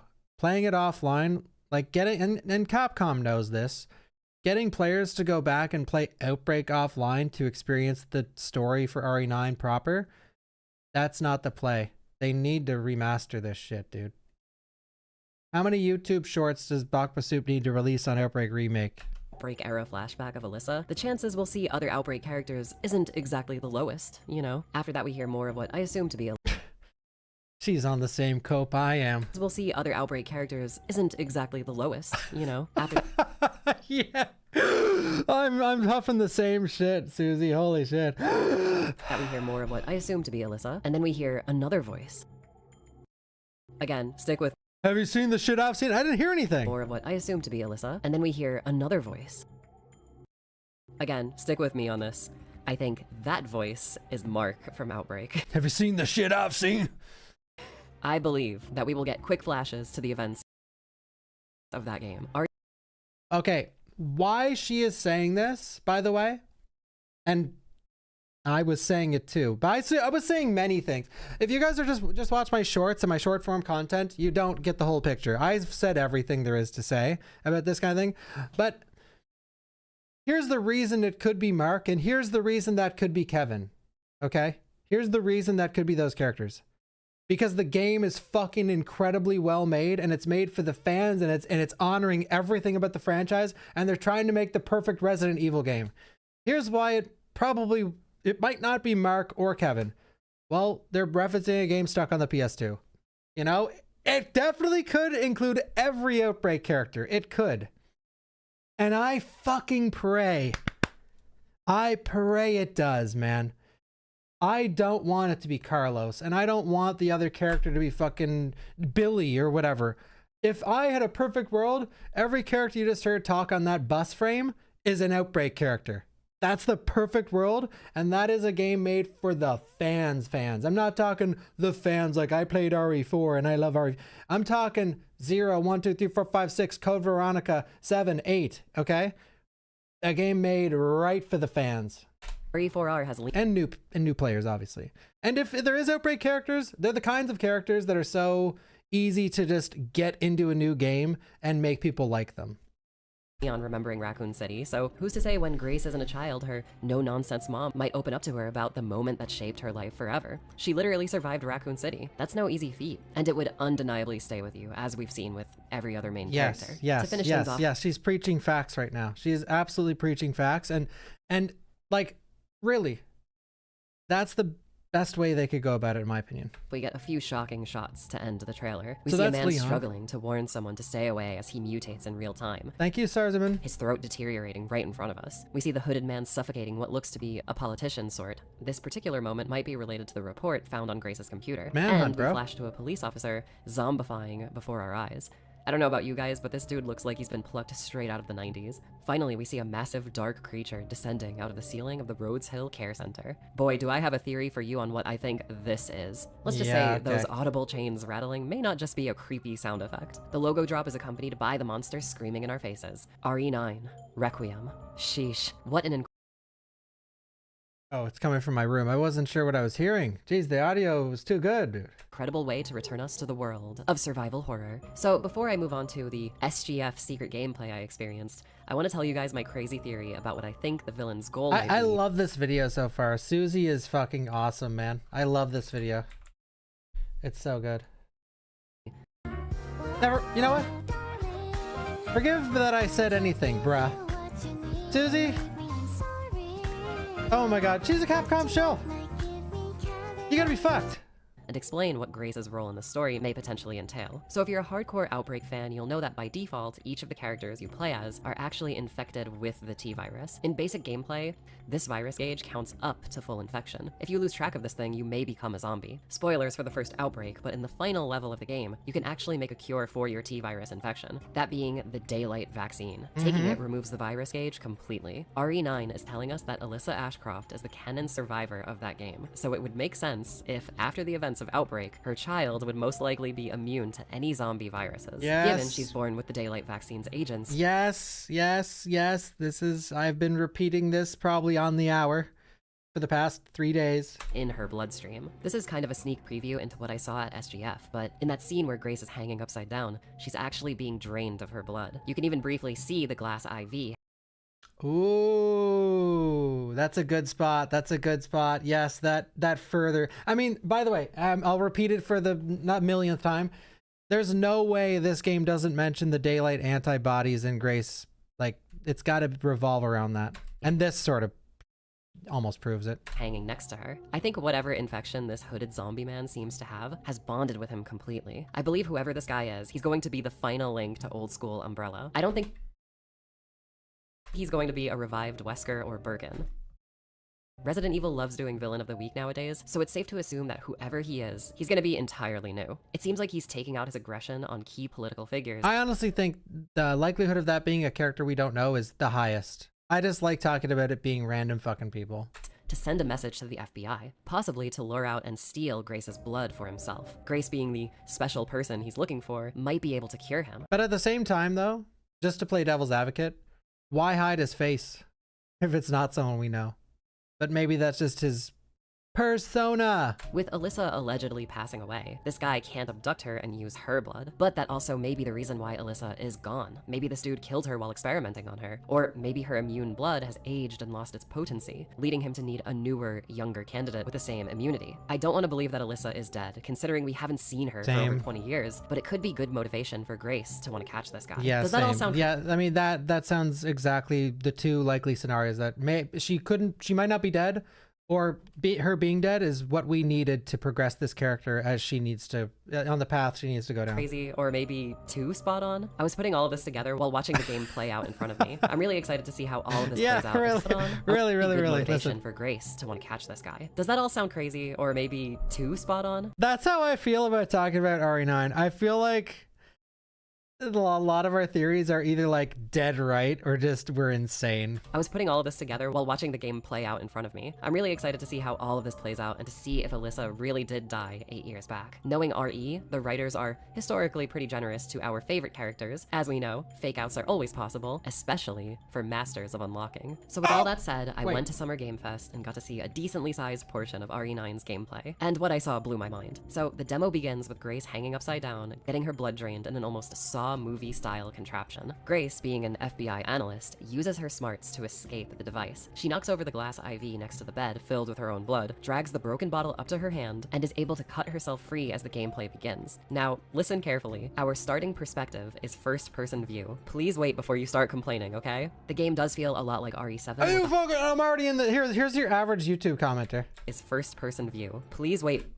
Oh, it's first person view, and then they fucking exit full screen, they scroll down, start fucking bitching and moaning like, God, people are so fucking stupid in this day and age. It's ridiculous, man. And I know this for a fact because I put up YouTube content and TikToks every fucking day, and it's a guarantee that there's someone in the comments screaming about something that was, if they just watch the video for a single more second, the very thing they're screaming about gets solved instantly. Like, bro, like there was a guy, good example, in my Doom 2 first playthrough. He's like, I can't fucking believe you played with the cursor in the middle of the screen. Doom should be played without the crosshair. Bro, I turned that shit off in the first minute, you absolute fucking mental case.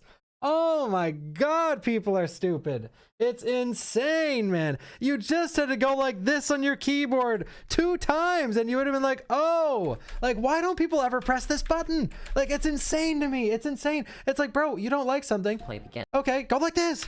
It takes 2 seconds, bro.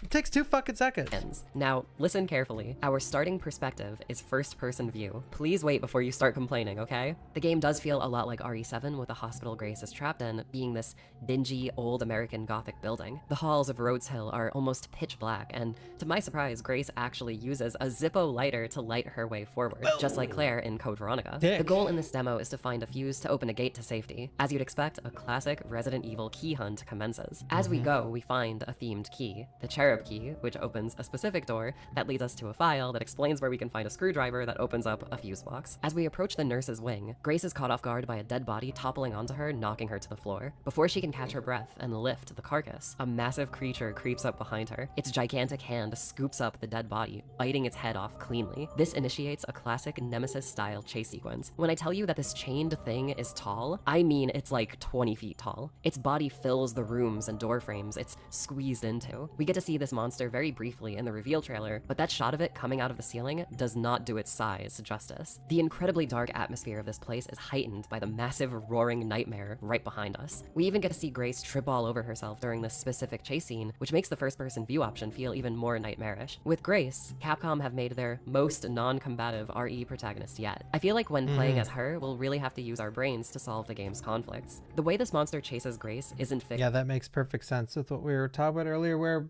the Capcom set this character up to be stuck on her computer, and when they take any random nerd and put them in a stressful situation, you got that. And I know people bring up Ethan, by the way, to counter this argument. By the way, I hope you're watching the stream. Ethan, first off, has superpowers. Second off, he died in the first 30 minutes of the game to the second enemy. So, not the greatest example, bro.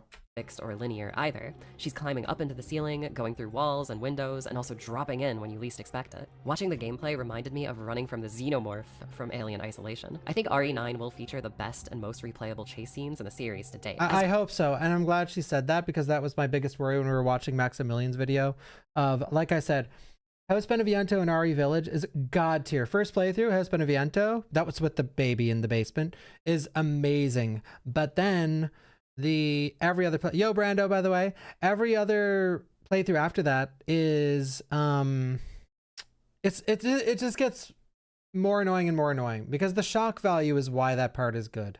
As Grace finds her way out of the maze of dark halls, she escapes the dark wing of the hospital, ending the demo. But ooh, this picture looks way better than the one we had going earlier.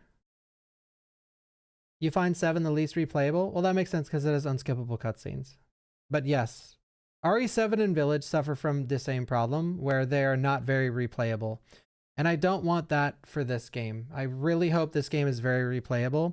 And not in the sense of a selfish speedrunner, in the sense of Resident Evil has always been about, not always, because 7 and 8 exist, but Resident Evil is at its best when it's replayable.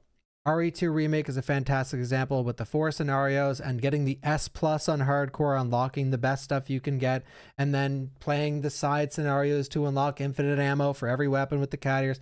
Stuff like that, dude. Like, and Hunk and Tofu, and you can unlock 6 different Tofus. Like, Resident Evil 1 has 8 endings. Remake has 8 endings. Like, Resident Evil typically has a huge emphasis on replayability. And Village is not that fun to replay. And 7 is definitely not that fun to replay. Now, if you're in the chat, like, I had fun replaying it, congratulations. But by the books, they're not fun to replay. Unskippable cutscenes and the gameplay starting an hour in. The mic drop moment that made me react like this.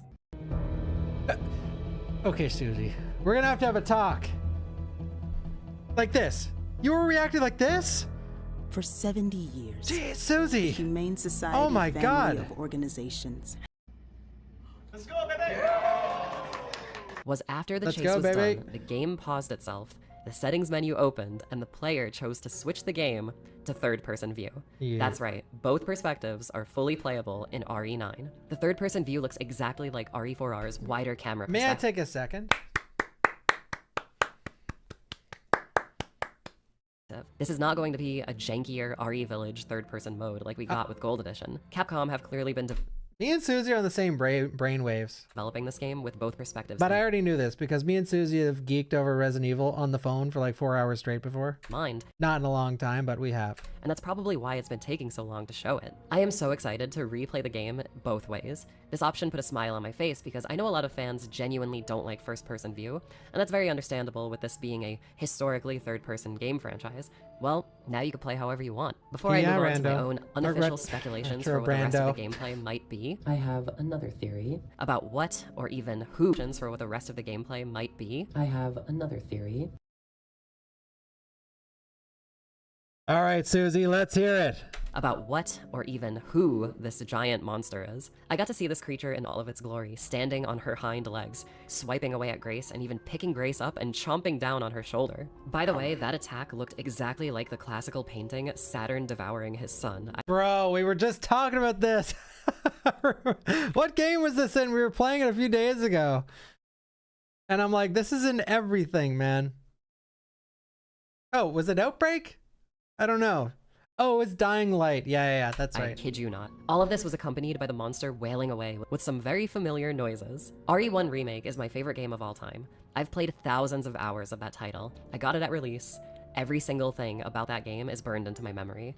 When I tell you I was perplexed, excited, and utterly terrified at hearing this chained-up monster make the exact same noises as Remake 1's Lisa Trevor, I was stunned. You can even hear this RE9 monster in the SGF reaction room that I was in. Take a listen for yourself. Truing.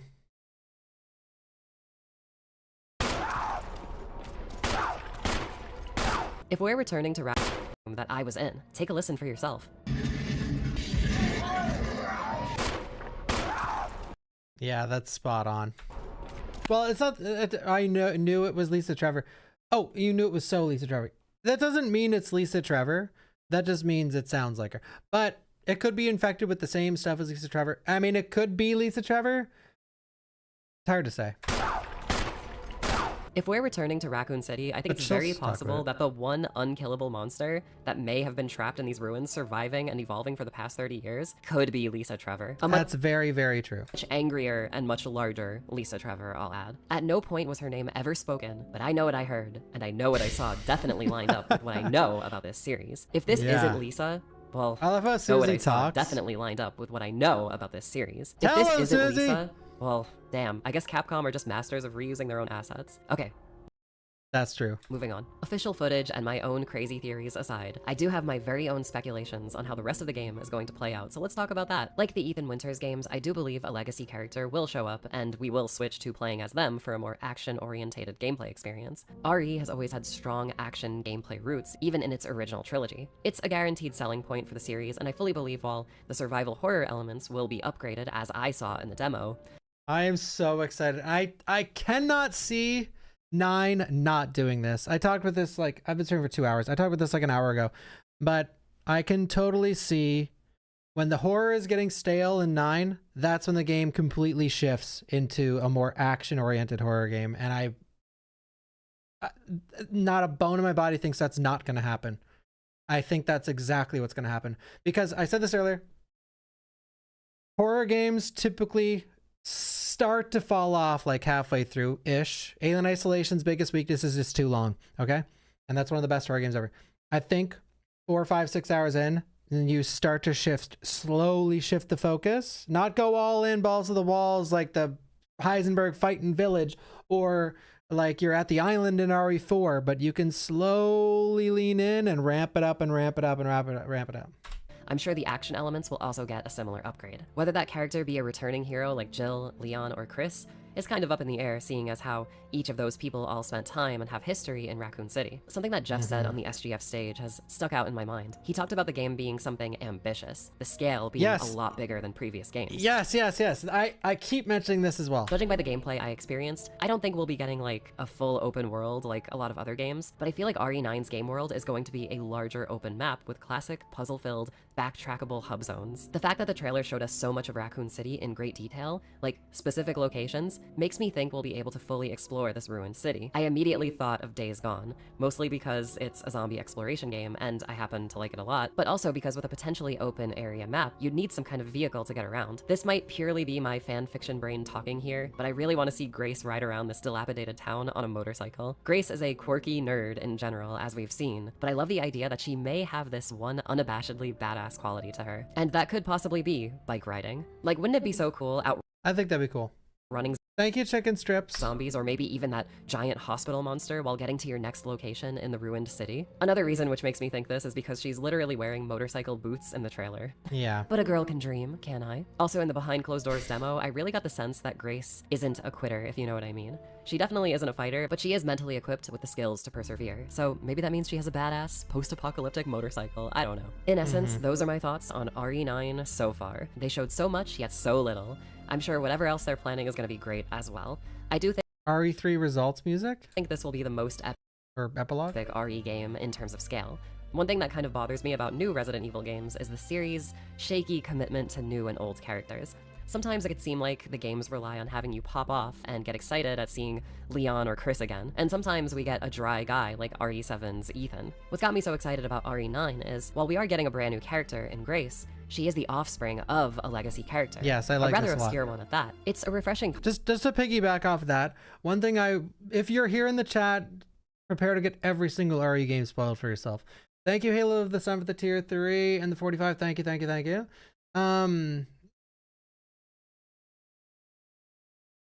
What was I saying? I couldn't help but be let down at the end of Village when it's like, oh, it's showing the big like aircraft, and it's like, oh, the BSAA, what are they doing here? And I'm sure me and every fan was like, holy fuck, are they gonna show Jill? Like, is Jill gonna? And they did nothing with it. I mean, they did something with it, but like, I feel like they typically fumble a lot of the time when it comes to classic characters. Now they did Chris well, like smoking in the car, reference to RE1. You know, Chris was a great character and all, but I do feel like they don't capture those legacy moments as well as they could. I don't think they did in 7 I think both Village and 7 were a fumble with reintroducing a classic character. With 7 especially, because it's like, oh, I'm Redfield.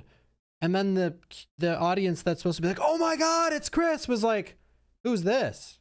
And then in Village, again, I feel like it was cool, but they sort of dropped the ball a little bit. A little bit. I loved Chris in Village, but I'm saying it could have been done a little better. Thank you, Jared, for the 113. Fuck yeah! Me too, dude. I cannot freaking wait.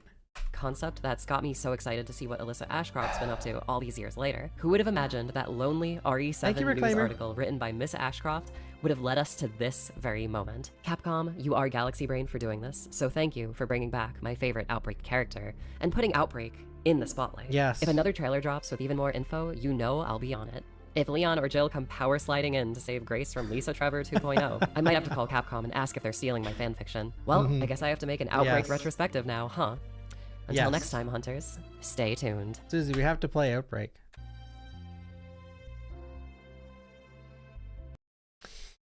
That was sick. That video was incredibly well done, and every single thing she said is exactly how I feel. And I don't disagree with a single point she made or a single ounce of the fan fiction she wants, I also want. If you want to follow her channel, there it is. I'll link it in the YouTube chat as well. Give the video a like, a comment, a subscription to the channel. The Sphere Hunter, that is their name. And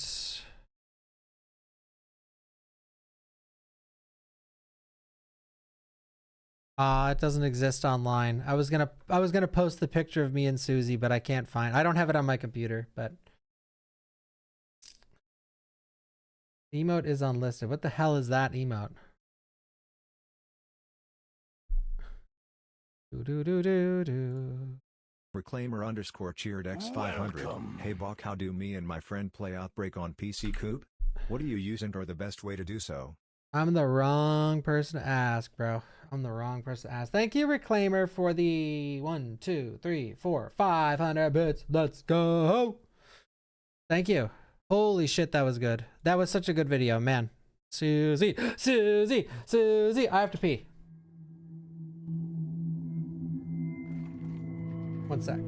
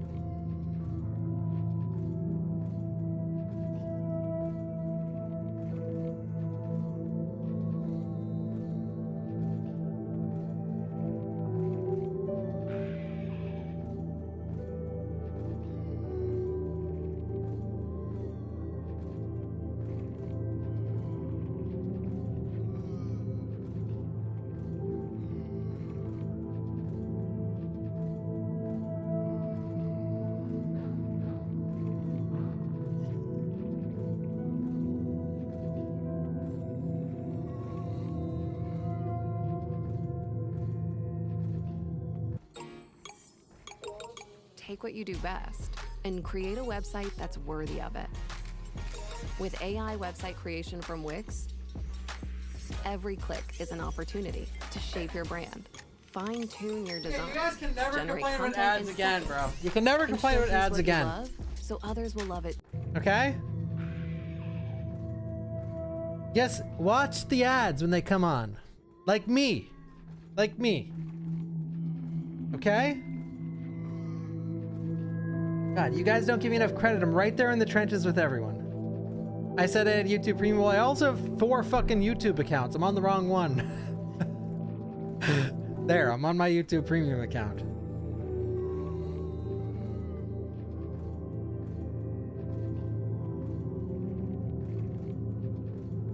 Guys, I do a lot of YouTube content. I'm on different accounts every day, okay? I'm swapping between my accounts. Like it's going out of style. Run ads right now? Sure. There. I do have premium. Oh yeah.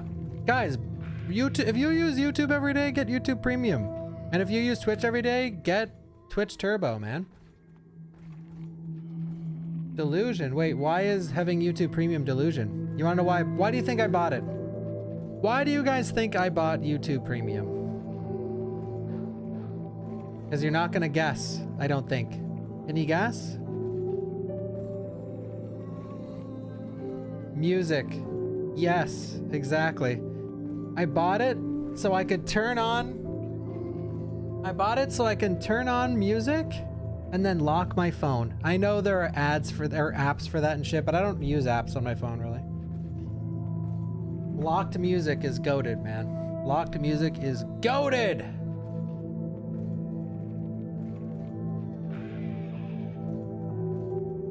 Locked music with no ads is goated. What's my phone brand? So I have a Samsung Galaxy, or I have a Samsung Fan Edition, but look at this. It's like, it's, dude, any day now, I'm gonna have to get a new phone because I feel the electric current. Like I actually do. It's not opening up right now, but the back is falling off and like I can feel the electric current. Yeah, I'm not kidding. What, guys? What? Put some fucking hair on your chest, man. Not always. I don't know. Yeah, yeah, SpeedX. I'm literally waiting for when is the, if they release the Pixel 10, I'll buy it. Like, this is me on my way to get the Pixel 10. Look. This is me. That's me on my way to get the Pixel 10 when they release it. I want to go back to the Pixel. That's me. Man, that video was so good. Susie, the Sphere Hunter.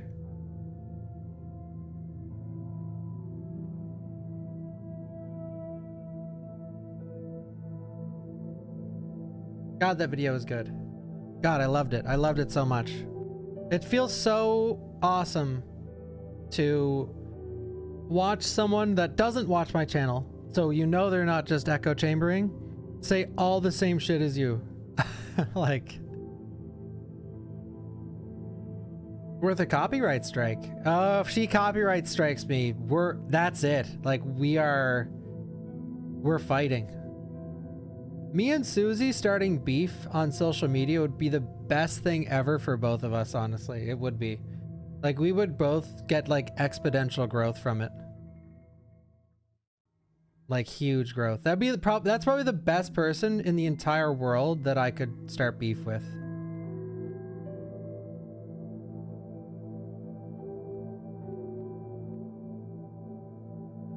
Susie's chill, though.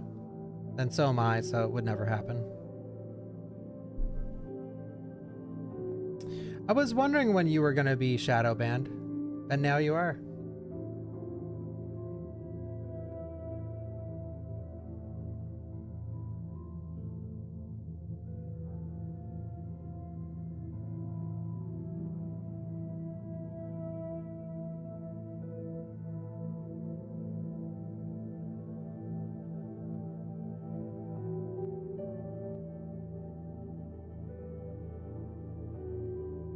Oh, yeah, I like Maximilian's video more too. Maximilian's video was very reactionary. Susie's video was very lore-based and theory-based. Maximilian just spoke about what he played and saw on the screen and threw in a couple small theories.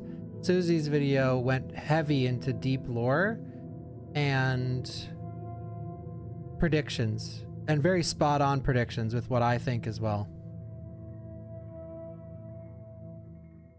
But Max makes content similar to how I do it, or how I used to. I don't really put much YouTube content up like that anymore, but very loosely edited yap sessions for like 15 minutes to 20 minutes.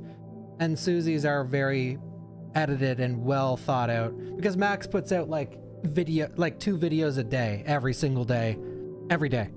And Susie puts out a video like every few months. So it's a little, they're two different ballparks. Not to be compared, really.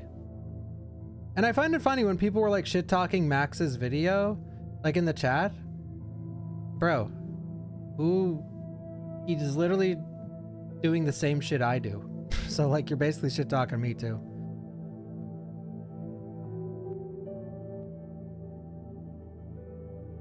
That was sick though, guys. Oh my god, I couldn't be more excited about this if I tried. This game, RE9, is turning out better than I could have ever imagined in my entire life. Like, I really, truly, my final thoughts on this are that this might be the most excited I've ever been for a video game in my entire life.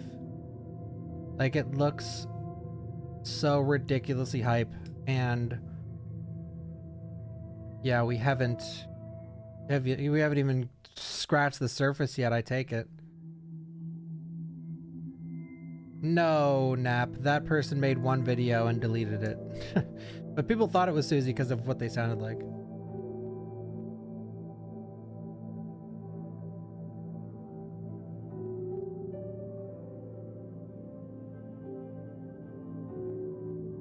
I was excited for Village, but Village was not in the same vein as this game at all. Village was sort of like, here's a bunch of new crazy stuff that you've never seen before, and all these crazy new ideas that we've never explored or even hinted at.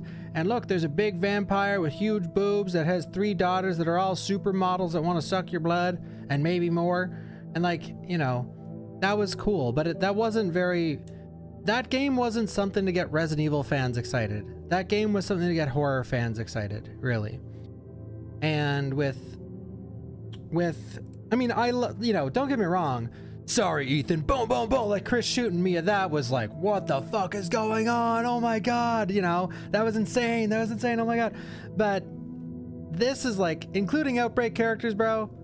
Including Outbreak characters, that's huge. That's massive. For an OG fan, for huge fans of the franchise, you know, if you know, you know, that's massive. That's bigger than anything could ever be in 7 and Village. Like, including Outbreak, man, that's a multi-layered thing. We got a lot going on here, including Outbreak.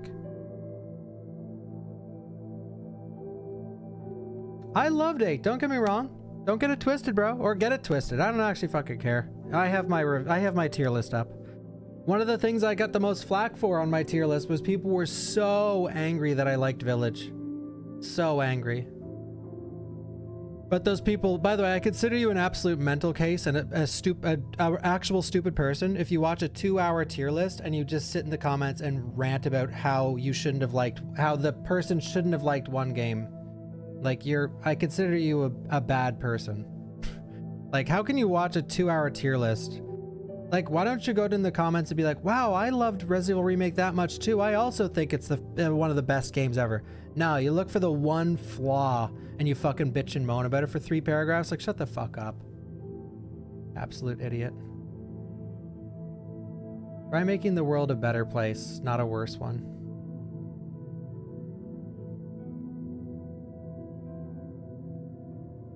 You know what I mean?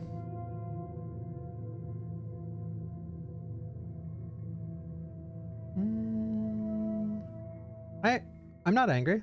I'm not angry at all. But someone asked, do I like Village? And I gave a very direct example of, yes, I like Village. I liked it so much that someone lost their shit in my comments on the tier list video. That's why I mentioned that. I'm very calm. Yeah, I don't think Steve's coming back. This song playing it... Does he like Village? What is the song playing right now? Does he like Village? They ask. Resident Evil 8 Village save room extended 1 hour. What do you think? I love this save theme. It's underrated. It's underrated as hell, but it's underrated because for a good reason. It's very quiet. It's very non-assuming, you know, it's just there. But once you start listening, you're like, whoa, this is actually a banger. This is the kind of save theme that you might not even remember it exists. But if you're like standing in the save room thinking about something and not playing the game, and then you hear it, you're like, whoa, this is pretty good.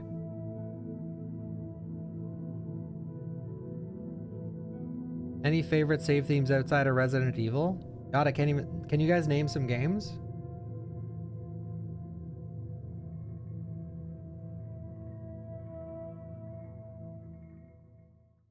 Dino Crisis, yeah. Evil Within, I do love that save theme. That's a classic. That's like classical music. That song exists already.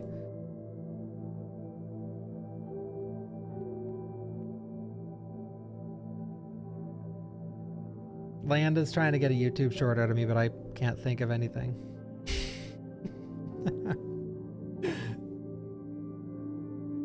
He's clip farming.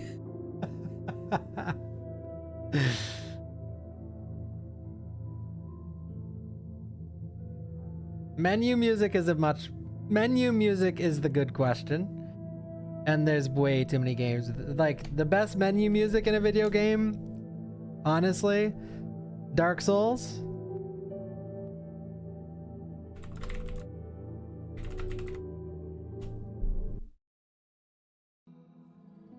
This song.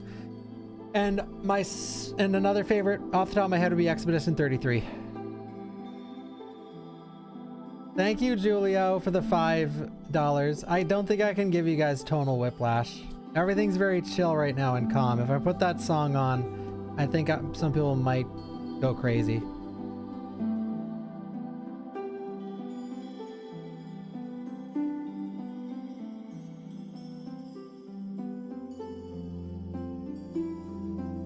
What happened to my arm? Guys, guess what happened to my arm? Wrong guesses only.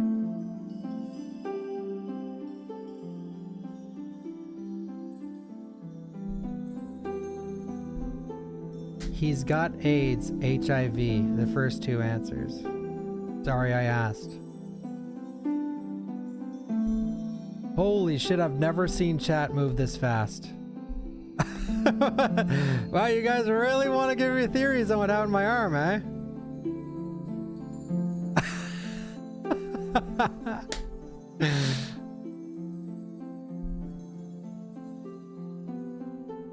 I actually got injected with the T virus. They were doing some free experiments and I wanted to see if I'd get the superpowers or turn into a zombie.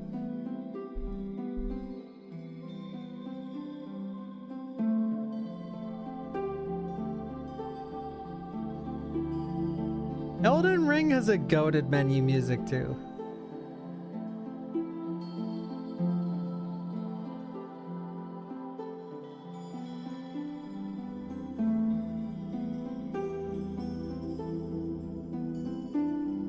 I used to use this music for this screen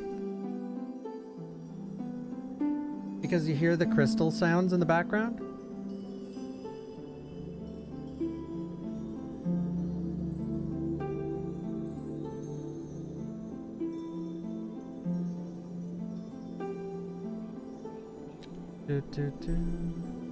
What about this though? I just want to hype you guys up really quick before I decide what I'm doing.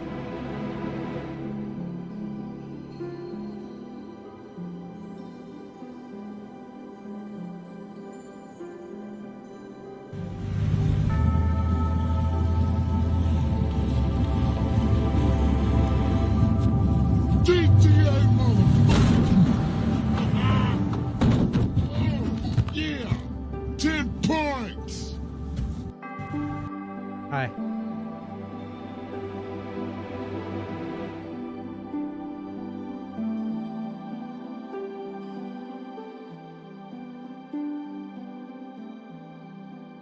I didn't finish Outbreak File 2, no.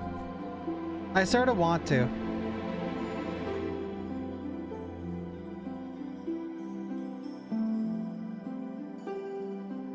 I have a 4090 and a 59 and a 7950 X3D.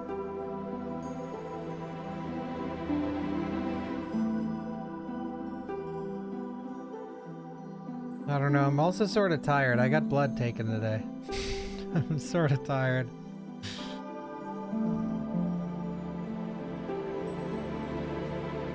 This is from Dark Souls. Here's another goated one, but it's a bit worse. I love this one, but it's weird. Like, I know I like it, but it's not one that would catch on, you know? It's one of my favorites, but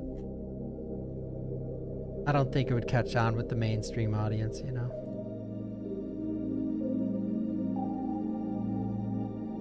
Bro! The Red Queen has to be in the game.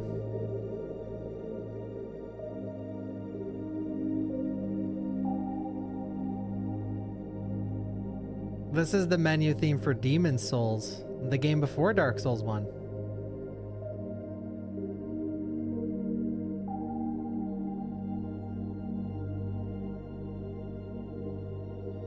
Do we know if it's in third person? It's in third and first. You can choose. Yes, you can choose the perspective of Resident Evil 9. If you want to play in first, you can play in first. If you want to play in third, you can play in third. And if you want to play in recommended, so it switches between multiple, you can choose that. Which, I did see the question, like, what am I going to play when I play the game? I am 100,000% without even a single shadow of a doubt, I am playing what it recommends.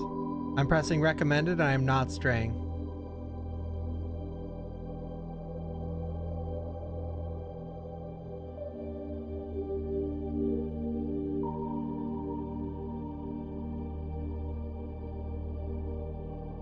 But That's the beauty. Everyone can play how they. I want to play how it's intended. I want to play the director's vision, and then on other playthroughs, I'll play whatever. You know, probably third person. Well, it depends. Probably third though.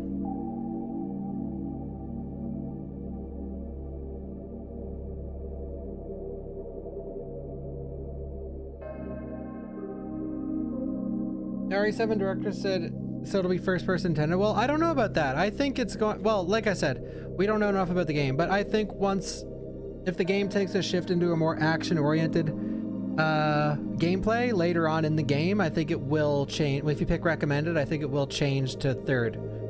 And then when you're playing the first bit of the game as Grace, it's going to stay in first. That's my guess. That's my guess. Yeah, of course I'll play Silent Hill 1 again. I'll probably do like a mini Silent Hill marathon before Silent Hill F.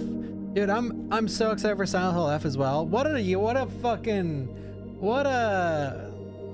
Man, the next few months are gonna be so sick, dude. Like, oh my god, I feel like it's 1998, man. Metal Gear Solid 3 into Silent Hill F into RE9. Bruh. Not to mention Death Stranding 2 in a couple weeks, which I am so excited for Death Stranding 2, man. I'm so excited for Death Stranding 2. I don't know why, but I'm really feeling playing Death Stranding 2. Like, I honestly can't wait to just, like, play it, absorb the story, write some shit down while delivering packages, talking to the chat. Man, I can't fucking wait. I'm so excited. So excited. When is it released again? What's the exact date?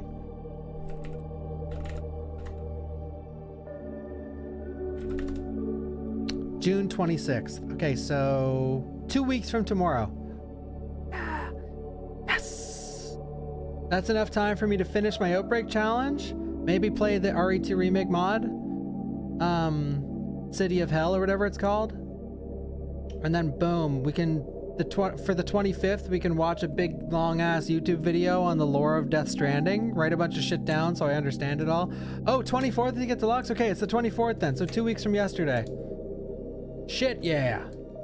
Because you all best be knowing I'm getting the early access. Because I'm a streamer. Not that I'm getting it for free. I mean, I'm not waiting.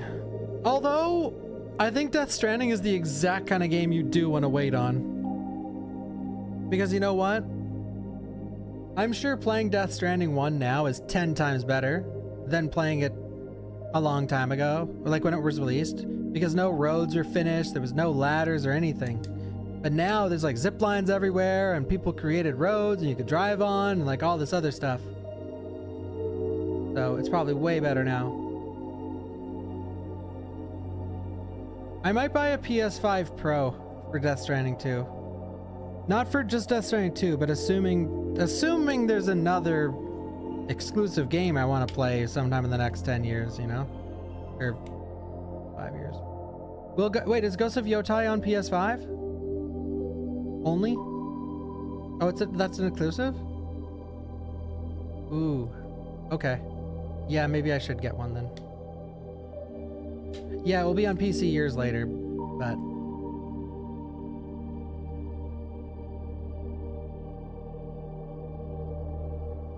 Xbox handheld. I think I'll stick with the Switch too.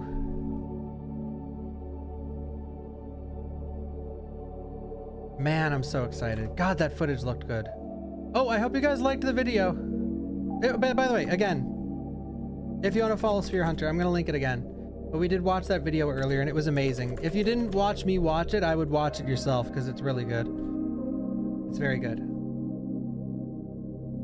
Oh yeah, the Konami's doing a presentation war. Yes, I will watch that. I will watch that presentation. I will. You guys are a beautiful chat. A gorgeous chat. Both of you. YouTube, Twitch. God, I wish you guys would just make out already.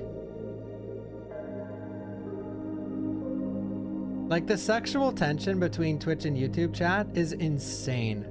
Like, it's actually insane.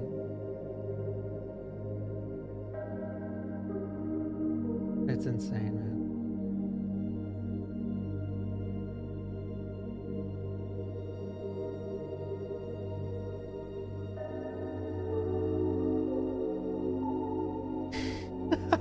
Kiss your emoji.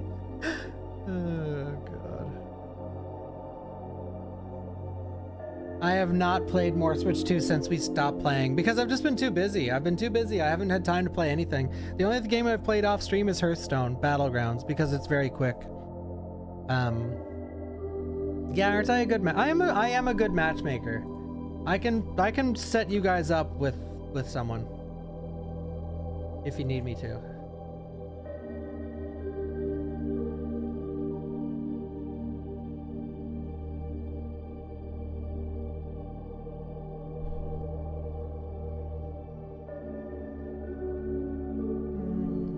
Oh, Ghost of Yota is October 2nd? Yeah, never mind, not playing it.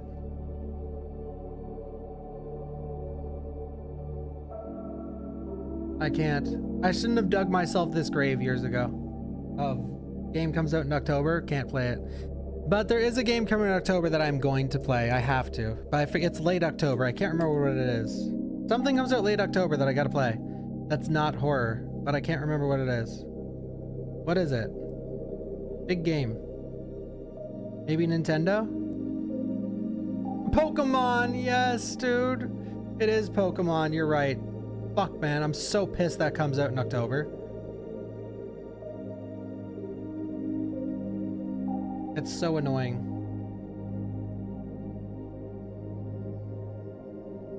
$60 FPS Pokemon? I'll believe it when I see it. I'll believe it when I see it.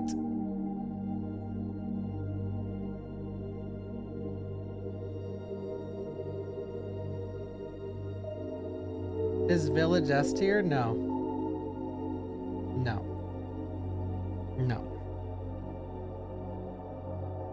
S tier? Resident Evil games? Remake? RE2, RE2 Remake, RE3, RE4, RE4 Remake. That's it. You know what's funny about saying that out loud? I've checked a lot of RE tier lists, and if there's any consistency between Resident Evil tier lists, it's typically that's the S tier, like what I just said. Remake, 2, 2 Remake, 3, 4, 4 Remake is typically like S tier on most lists.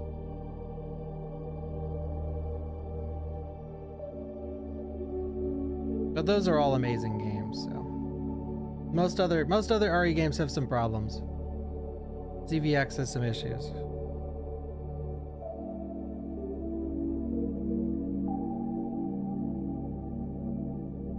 No way OG RE3 high up on most. It's like a 6 out of 10. I mean, I'm just telling you what I've seen. You have your own tier list, just like me and the people I mentioned.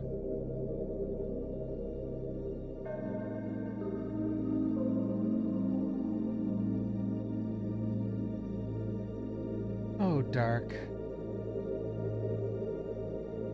So are we playing something today? No, I'm sitting here yapping. No, I think, okay, now that you asked that, I think I'm done. I got blood taken today. I'm tired. I've been streaming a lot. Well, really, I need to get a lot of YouTube stuff done that I didn't do yesterday because I've taken care of Sadie and shit. I haven't had a lot of free time.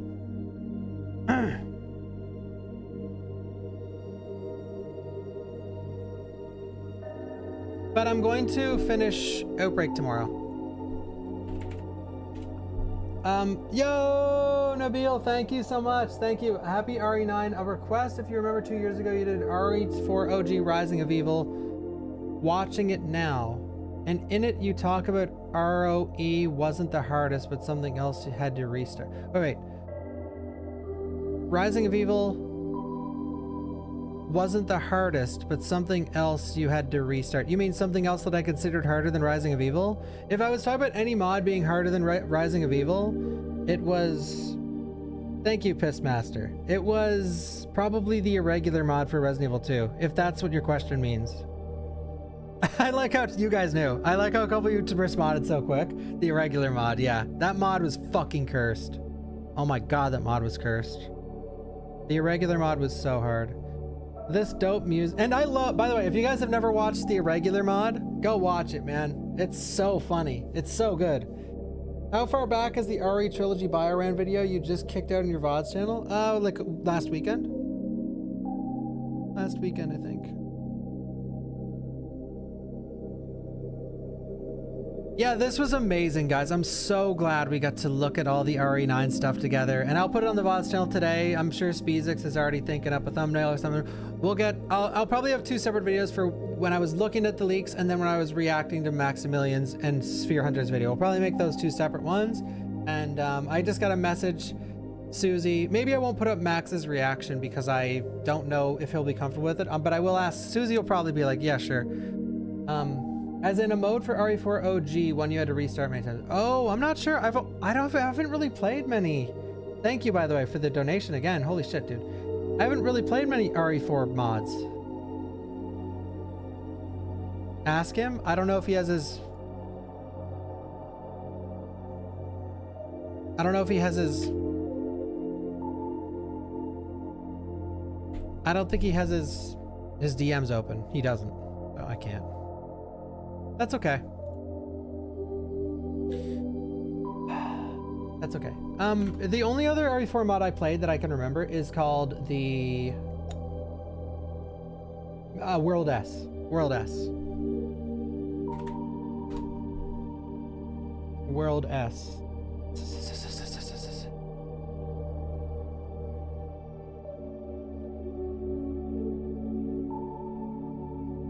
World S.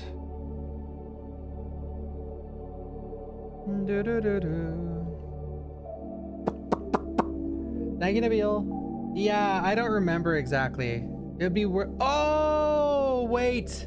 It was You Cannot Escape. Or maybe. I quit that mod though. I hated that mod. No, I raided Orchelon a couple days ago. I don't know. Who should I raid? Who's doing RE9 stuff?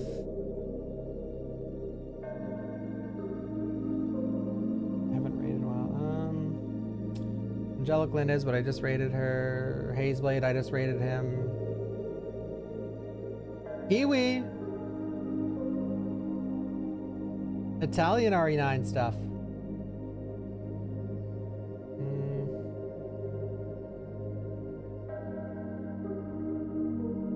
Yeah, we could raid Kiwi. I haven't raided Kiwi in a long time. I don't think. One sec. We need to make an Italian raid message. I need to see how to spell this. Ciao-a-tu. Here. There. Oh, wait. Don't put that. Here, look. There, put that. All right. Thank everybody. Oh, her chat's in follower only mode, but follow her. Kiwi's really funny. It is an Italian stream, but she is like, her stream is awesome though. I even watch, I don't know what the fuck she's saying a lot of the time, but she is an enormous Resident Evil fan. You want to know how big of a fan she is? You want to know how big of a fan she is? She quit RE3 Remake halfway through. Okay, so you guys are gonna love her. You guys are gonna love her. And she said she's never going back and playing it, ever. Her reason for quitting RE3 Remake halfway through, the reason for quitting a 5-hour game halfway through as a Resident Evil primary streamer was that it was boring. That's so funny to me. That's so funny. So funny. Yeah, she's cool. You guys will like her when she's speaking English, and then you'll just be confused when she's not speaking English. But she's really cool. She's probably one of my favorite streamers at the moment. All right. Thank you, everybody. Thank you, Little Samsky. Thank you, Zathino. Thank you, everybody. I'm going to get the reactions up ASAP, some YouTube shorts, TikToks, and the raw VODs as well. Thank you, everyone. Have an awesome night. I will see you for tomorrow's stream. We're going to finish Outbreak, the thing, but I'm done because I'm really tired. I got blood taken and I'm just tired in general, and I have to do other work off stream. All right. Bye, everyone. Thank you for watching.